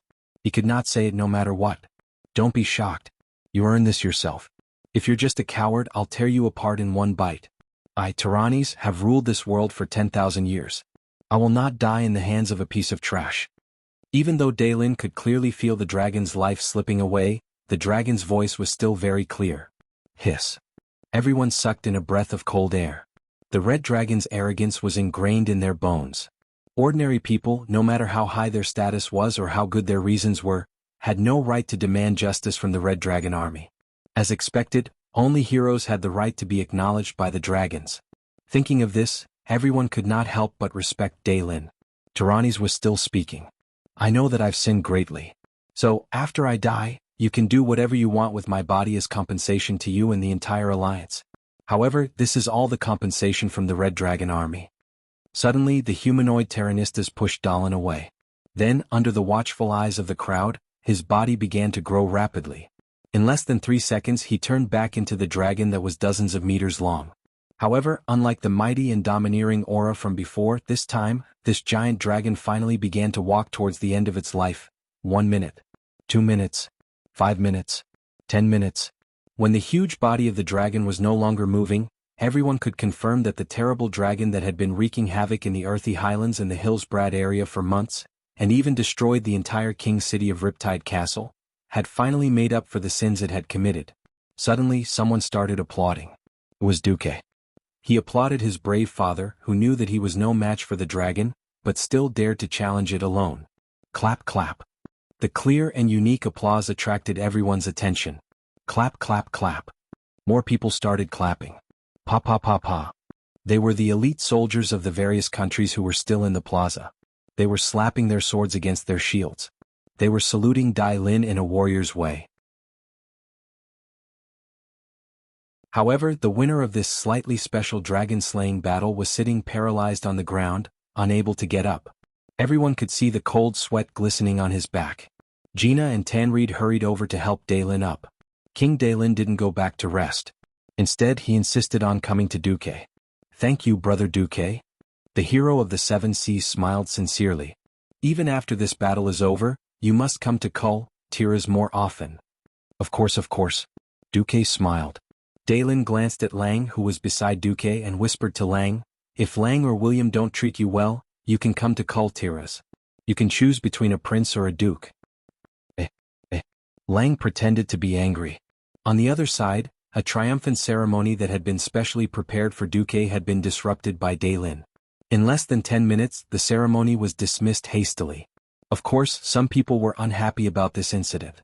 Some politicians even secretly cursed Dalen, saying that Dalen had wiped out the cooperation between the Crimson Dragon Army and the Alliance, or more accurately, the Crimson Dragon Army and the humans. Afterwards, in the state guest house, Lang also asked Duque about the Crimson Dragon Army. Duque pondered for a while, and decided to reveal the truth to Lang and Andoin. I didn't expect Tyrannis to do that. That's an ancient Crimson Dragon. Will the Crimson Dragon Army really not mind a powerhouse second only to the Queen? It's all right, because Tyrannis was about to die anyway. Huh? Lang and Andoin were shocked at the same time. Isn't the life of a dragon unlimited? Andoin asked in bewilderment. Yes. However, even the life-giver can't deal with the torture of the disease. Tyrannis has been suffering from the disease for many years. This is no secret among the dragons. His vitality has been weakening, and he has only lived for so long because of Alexstras's support. Duque sighed. Lang asked, then did he do so much for the Queen purely to repay her kindness? And in order to heal the enmity between the Crimson Dragon Army and the Alliance, he deliberately sacrificed himself? Duque smiled bitterly. I can't answer that question. But I think the window of cooperation with the Crimson Dragon Army is not completely closed. Andoin immediately perked up. You're saying that the Alliance can form a legion of Dragon Knights? The Orcs Dragon Knights really made the Alliance suffer. Even with the support of the Wildhammer Dwarves from the Eagle Nest Mountain, the Alliance actually lost more than they won. After all, the limit of the Griffin's talent was there. Compared to the WRMS, they were far inferior. Duque smiled slyly. It's Stormwind that has the opportunity to form a legion of dragon knights. This sentence really made Lang and Anduin laugh uncontrollably. Okay, the last question. Duque, how do you solve the problem? That's my personal secret. Duque smiled mysteriously. After sending off the 2 leaders of Stormwind, Duque suddenly found a red-haired beauty holding a large bottle of wine on his windowsill while taking a shower. The iconic fiery red bikini armor with gold-rimmed edges, and the tall dragon horns on her head all spoke of the owner's identity, the Red Dragon Queen Alexstrasza. Gazing at the bright moon, the queen murmured softly, "I realize that human wine can sometimes be a good thing. At least it can numb my nerves when I don't want to think about things." Duque smiled faintly. "Don't joke around. This bit of wine can't numb your nerves. If I force my vitality down to 1/10,000th, then it'll be fine." The queen looked back with a sad expression. She seemed to want to cry but couldn't.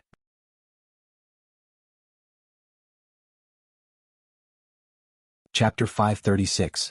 Duque would never have thought that the all-powerful dragon queen throughout Azeroth's history would have such an emotional side. "Tyrannies is very important to you, right?" Her slender fingers stroked the mouth of the bottle. The queen seemed to be lost in her memories. "I don't know. That guy chased me for more than 10,000 years but I never accepted him." Duque realized that there was a very important difference in history here. In the original history, Tyrannies was the queen's oldest partner. But in this life, why did he chase the queen for 10,000 years without success? "He's too weak." The queen showed a helpless expression. "I was born the largest dragon in the entire race. Once, he tried to pounce on me half-heartedly, but I smacked him with my wings and broke 7 of his ribs." Duque was speechless. "Once, I deliberately held back and let him come closer. In the end, I was careless and he broke another leg." Duque thought to himself, I understand why Tyrannies lived a short life now." At this point, the queen took another big gulp of wine. "But things like feelings don't only occur between males and females. It's like how humans keep pets. After a long time, there will always be a sense of kinship no matter what, right?" "Yes." Duque didn't say anything. He knew that what Alexstrasza needed the most right now was a listener, not someone to give her advice. 10,000 years. When I woke up from my sleep, the first thing I saw was his ugly face. The first thing I saw before I fell asleep was his face. He was weak, but he treated me so well that I have nothing to say." The queen took another sip of wine. "But I enjoyed the praise of mortals and was called the giver of eternal life, but I couldn't cure his disease. No matter how much life force I inject into his body every morning, it will be completely devoured by the evil disease in his body the next day." Duque was silent. Why did it sound like cancer cells on Earth? When he realized that I couldn't take the torture anymore and was about to lose the protection of the dragon egg, he took the initiative to ask the beastmen to fight. I know that he wanted to end his own life. He wanted to die gloriously on the battlefield. This was his dream for the past 10,000 years. Now that he has chosen to die to atone for his sins, it can be considered a worthy death. Sigh. Duque sighed softly. At that moment, the queen seemed to be a little drunk. She reached for the dimensional bag on her waist and took out the wrong thing several times. In the end, she took out a platinum disc that was only 1/5 of its original size and threw it to Duque. "This is the talisman you wanted. I convinced the 3 of them to modify it according to your request." When Duque saw this, his whole body shivered. "Oh my God. They're really willing to cook for me? It's really worth it for me to sell my body and become an old man." "I've been living in the wilderness, enduring the cold and wind. I've been hunted by giant dragons in the sky, and I've been hiding from orcs on the ground. I've even had to play a mental game with Nesario. It's all worth it." Demon Soul? No, according to the system's prompt, this should be called Wrath of the Dragon. As Duque expected, the 4 dragon aspects failed to kill Nesario. The cunning Deathwing did not forget his instincts as an earth dragon. Under the joint pursuit of the 4 great dragons, he actually plunged headfirst into a huge volcano crater, desperately drilling into the high-temperature lava underground. Among the 4 dragons, Alexstrasza and Nozdormu could barely catch up. However, Isra and Malygos could not. 2 against 1, and fighting in the earth and lava that Nesario was familiar with, the 2 of them had no chance of winning, so they could only give up. In return for Duque's efforts in facilitating this incident, the 4 dragon aspects agreed to purify and transform the remaining demon soul into an amulet specifically for the black dragon race. The system prompt was as follows: Demi-artifact, Wrath of the Dragon. This is a targeted demi-artifact modified by the 4 dragon aspects, excluding the earth dragon, Nisario. The original prototype of this demi-artifact was the Soul of the Dragon, that once shocked the universe and destroyed the entire Burning Legion fleet in one blow. After several modifications with most of its functions lost, it was transformed into a special demi-artifact for Duke Marcus. Wrath of the Dragon, Special Effect 1. Crisis Perception.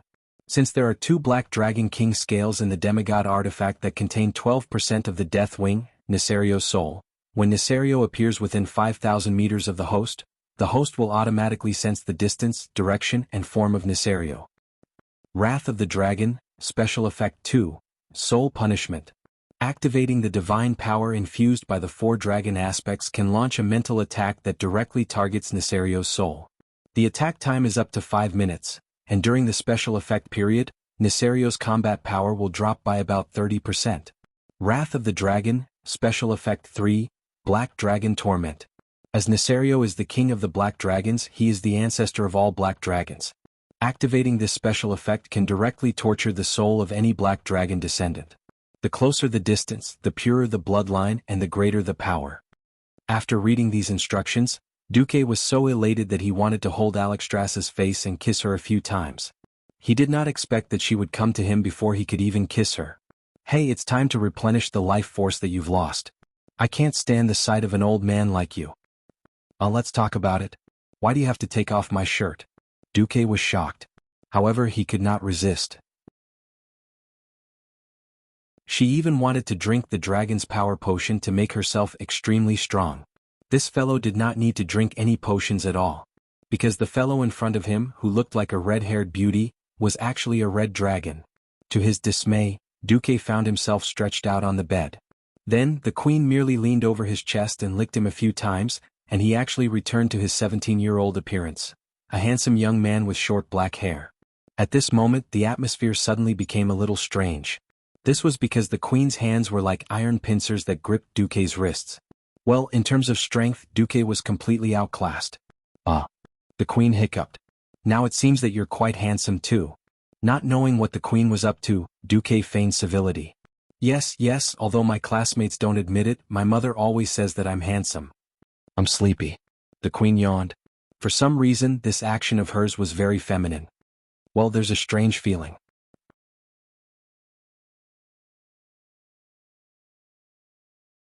Chapter 537. Duque's head was full of question marks. Was this the rhythm of welfare? He felt that something was wrong. The queen's voice became extremely soft, almost moaning. I feel like my body is floating. There seems to be something pushing against my throat. Could it be that because I just lost an admirer, there's an empty space in my heart? Am I like the bad women in human novels, who fall in love with someone else immediately after the death of their lover? What kind of nonsense novels are you reading? Even in danger, Duque could not help but complain about this kind of trashy female novel that misled people. No, misled someone who might be the most terrifying existence in the world. Alexstrasza raised her head. Her golden eyes were filled with a haze of confusion. The queen seemed to be a little confused. Revelation of the Holy Light. Duque cursed. T. How could Revelation of the Holy Light have such a vulgar story? Do you believe that I will fight the Archbishop of the Holy Light to the death? Alright, I was just saying. Alonso's couldn't beat you even if he gathered the entire church. The queen burped again. She tried hard to remember. Well, I remember there was another cover under that one. I think it was The Unspeakable Story of the Duchess and the Coachman? F***CK. So it's changing the cover? Countless seniors played with it when I was in university. They bought an English-Chinese dictionary or something for the phone. At this moment, Duque wanted to strangle all the female authors in the world of Azeroth.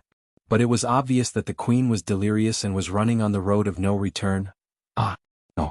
I can't take it anymore. The queen's face was flushed. There's a warm current in my body. There was another moan and Duque's hair stood on end. Wait, don't tell me that's... Duke's face turned pale as he thought of something terrible. Normally, no man could resist such a situation. But the queen was still saying, could it be that my qualities as a female are awakening? However, Duque was not an ordinary man. He had the intelligence of an ordinary man. At this moment, Duque was sweating profusely. He had already figured out what the queen's so-called heat flow was. He struggled with all his might, but a few seconds later, he was horrified to find that he was like a frog nailed to the operating table waiting to be dissected. Under the queen's tremendous strength, he really couldn't move. "No, please, wake up, Alexstrasza. No, Your Majesty the Queen." Only that was out of the question. "Don't." Duque's tears flowed out. "Could this be my love? Could this be the affection in my heart that is even more passionate than the dragon's breath? Can I tell you how much I love you?" The queen's speech was incoherent. Just by looking at her delicate and alluring face, it was absolutely mesmerizing. However, Duke knew what was going to happen next. No, Yamit. "Let go of me." Duque lost his composure and screamed. "No, it's too late. I'm coming out." Duque stopped struggling. "Accept my... Ugh." At this moment, Duque thought of the collapse of the mountains and rivers. At this moment, Duque thought of a broken dam. At this moment, Duque struggled to use magic to resist the queen's vomit caused by too much alcohol. However, Duque failed. Low-density elements would definitely be repelled and dispersed by high-density elements. In front of the Red Dragon Queen, Duque's pitiful frost elements were completely repelled. As a result, a large pile of sour and smelly vomit was poured onto Duque's chest. Then the queen who had done such a shocking and insane evil thing actually fell asleep. He fell asleep. Asleep. Help. It's fine if you're asleep, but don't sleep there. And don't use dragon breath. Outside the door, the responsible Gavin Rad seemed to have heard Duque's panic-filled pleas for help again and finally couldn't help but rush in. In the next second, this unreliable paladin was dumbfounded. What did he see? From his angle, the beautiful Red Dragon Queen's head was resting on Duque's thigh as if she was doing something shameful. The problem was that the queen's butt was still stuck up high. Even though she still had her pants down, it was an eyesore. Sorry to disturb you." Gavin Rad immediately pulled his head back, wondering if he would be silenced or something. "No, it's not what you think. Help me." Before Duque could finish, he saw the door close in despair. "Me. *CK." Looking at the fire element that seemed to have a mind of its own, following the breath of the sleeping queen and hovering less than 2 centimeters above his dick, the horror on Duque's face froze. "Help, someone save me, there's really nothing going on between me and Alexstrasza." The priest of Azeroth had a skill called Prayer of Despair. Duque didn't believe in the holy light, but it seemed that his bad luck was finally over. A familiar silver-haired figure suddenly appeared on the windowsill. For a moment, the beautiful female figure seemed to scold him in disdain. She wanted to turn around and leave, but the sour smell in the wind attracted her attention. "Duque?" Sasha asked tentatively. "Help me?" Duque seemed to have found a life-saving straw. He really wanted to cry. Looking at Duque's face, which was uglier than if he had been tortured but had regained its youthfulness, Sasha couldn't help but burst into laughter. After the initial shock, she finally understood the situation. She put her hands on her hips, not sure if she was angry or amused. It looked like a passionate affair, but it was actually Duque being tortured by the most powerful female dragon in the world in a drunken rage. It was a pitiful and helpless matter. All right, I got it." Sasha really didn't have any good ideas to deal with a dragon. She tried to see if she could loosen Alexstrasza's claws, but she realized that even in human form, the strength of a dragon was not just for show. Sasha was also surprised that the queen didn't crush Duque's arms and legs like twigs. "Ugh, if you can't loosen her, at least help me wipe that thing off my chest." "Stinks," Duque said bitterly. "Wait, I have another idea. If she really lowers her spirit and vitality, we can try." What Sasha wanted to do was the druid's pacify. Most of the skills of a ranger lean towards hunters, but as the king of the forest, the nature-loving ranger also had many druid skills. Pacify made animals less angry and dispelled the enraged effect. Miraculously, the queen actually loosened her tight grip and Duque was able to break free.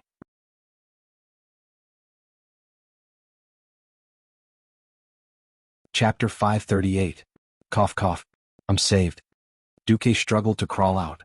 Then he saw Sasha, who was trying to pretend that she didn't mind, but she was pinching her nose and looking at him as if he were a dirty thing. As for the culprit, the Red Dragon Queen, she curled up into a ball like a cat and fell into a deep sleep. *CK. He couldn't hit her and there was no point in cursing her. With Sasha watching from the side, Duque could only blame his bad luck. Ugh.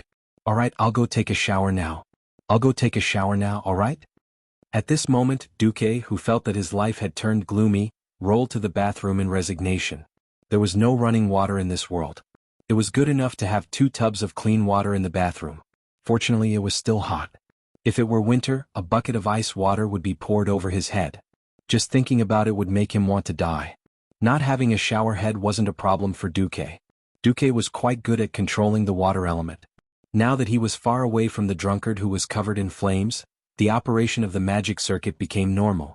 Sitting in the bathtub, Duke agilely manipulated a column of water to rise from the bucket and poured it evenly on his body. On the other side, Sasha looked at Alexstrasza, who was sleeping soundly on Duque's bed. She didn't like it at all. She couldn't care less. She opened Duke's door and saw Gavin Rad and Vanessa staring at her with their mouths wide open. Gavin Rad's mouth was wide open. This isn't right. Wasn't Boss fighting with the Red Dragon Queen just now? Why is it Aurelia's sister now? Boss is so mighty. Umph. Sasha snorted coldly, scaring Gavin Rad, who was obviously thinking the wrong thing. Her Majesty Alexstrasza is drunk inside and has fallen asleep. Please help carry Her Majesty to the guest room. The 2 guys outside had the word embarrassed written all over their faces, but who asked one of them to be a bodyguard and the other a maid?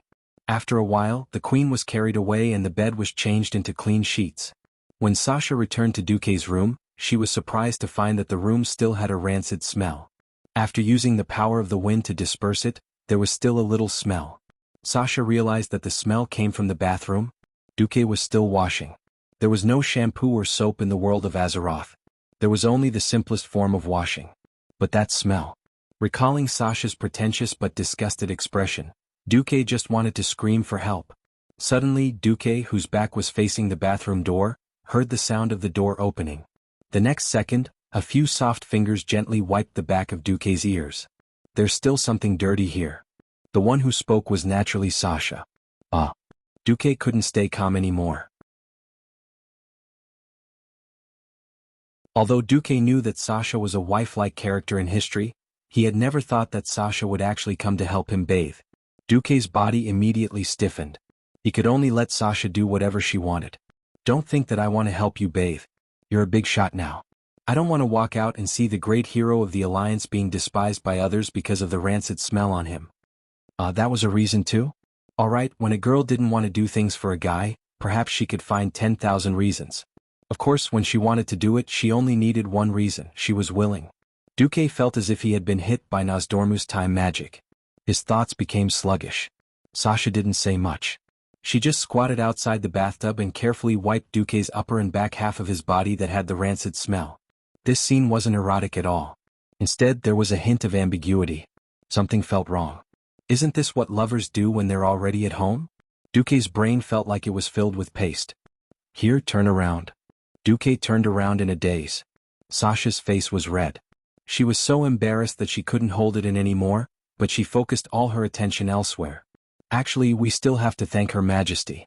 She was actually able to help you recover from such a serious life-draining curse. Look at your arm. It was all dried skin before. After Duque was cursed, Sasha counted and examined all the changes in his body as if she was counting her family's treasures. There were many places that even Duque didn't notice, but Sasha did. If Illyria was the epitome of a heroine, Sasha, who was equally famous, was more like a gentle wife. It was already very fortunate to have such a famous heroine. Who would have thought that he'd even offend Sasha? Just then, Sasha revealed a very satisfied smile. Alright, the examination is complete. All the filth is gone. Your body has also recovered perfectly. There was a saying that went, a glance back and a smile can charm 100 people. This time, Sasha gave Duque a pure and beautiful smile. It was like an electric shock that struck the softest part of Duque's heart. The most beautiful thing about a smile wasn't its appearance, but the beauty that came from the heart. Even an idiot could feel that Sasha was worried for his body, and was glad that his body had recovered. This kind of prayer that came from the purest of emotions immediately broke through the last barrier in Duque's heart. Sasha. At first, Sasha thought that she would get a thank you from him. Unexpectedly, Duke caressed her face gently, and then leaned his upper body forward to bring his face closer. Sasha's body trembled, and then she slowly closed her eyes, waiting for the kiss with the most blissful expression. That's right. This wasn't the first time they kissed. But thinking back, she had always been forceful. Duque didn't reject her, or perhaps he didn't have the time to reject her. This was the first time Duque took the initiative to kiss her. The meaning behind this was a huge leap in their relationship in various senses. Duque's lips were a little clumsy, but Sasha didn't dislike this feeling. From a light touch to a passionate response and entanglement. The temperature in the bathroom seemed to be rising. After a long time the two separated. They were both panting heavily. Some things seemed to be just a step away. Water droplets slid down Sasha's exquisite collarbone. The scene looked so sexy. Clearly Sasha was also mentally prepared. Duque was clearly looking at his sister, but the Windrunner sisters' beautiful faces reminded Duque of Aurelia. Sorry, let's stop here for today. I don't know what will happen tomorrow. At the very least, I hope to communicate with Aurelia first. At this moment, a familiar voice suddenly came from outside the window. At least you have some humanity, Duque. Otherwise, I won't save you if my sister next to me gets mad. This was Servana's voice. You're tuning in to the Han Lee's Wuxia Adventures YouTube channel. We're so grateful for your support, and don't forget to subscribe to join us on this incredible journey through captivating stories. Your generosity through donations truly makes a world of difference, as it's the primary source of revenue that allows me to expand and enhance this channel for you. Thank you from the bottom of my heart for being a part of this adventure.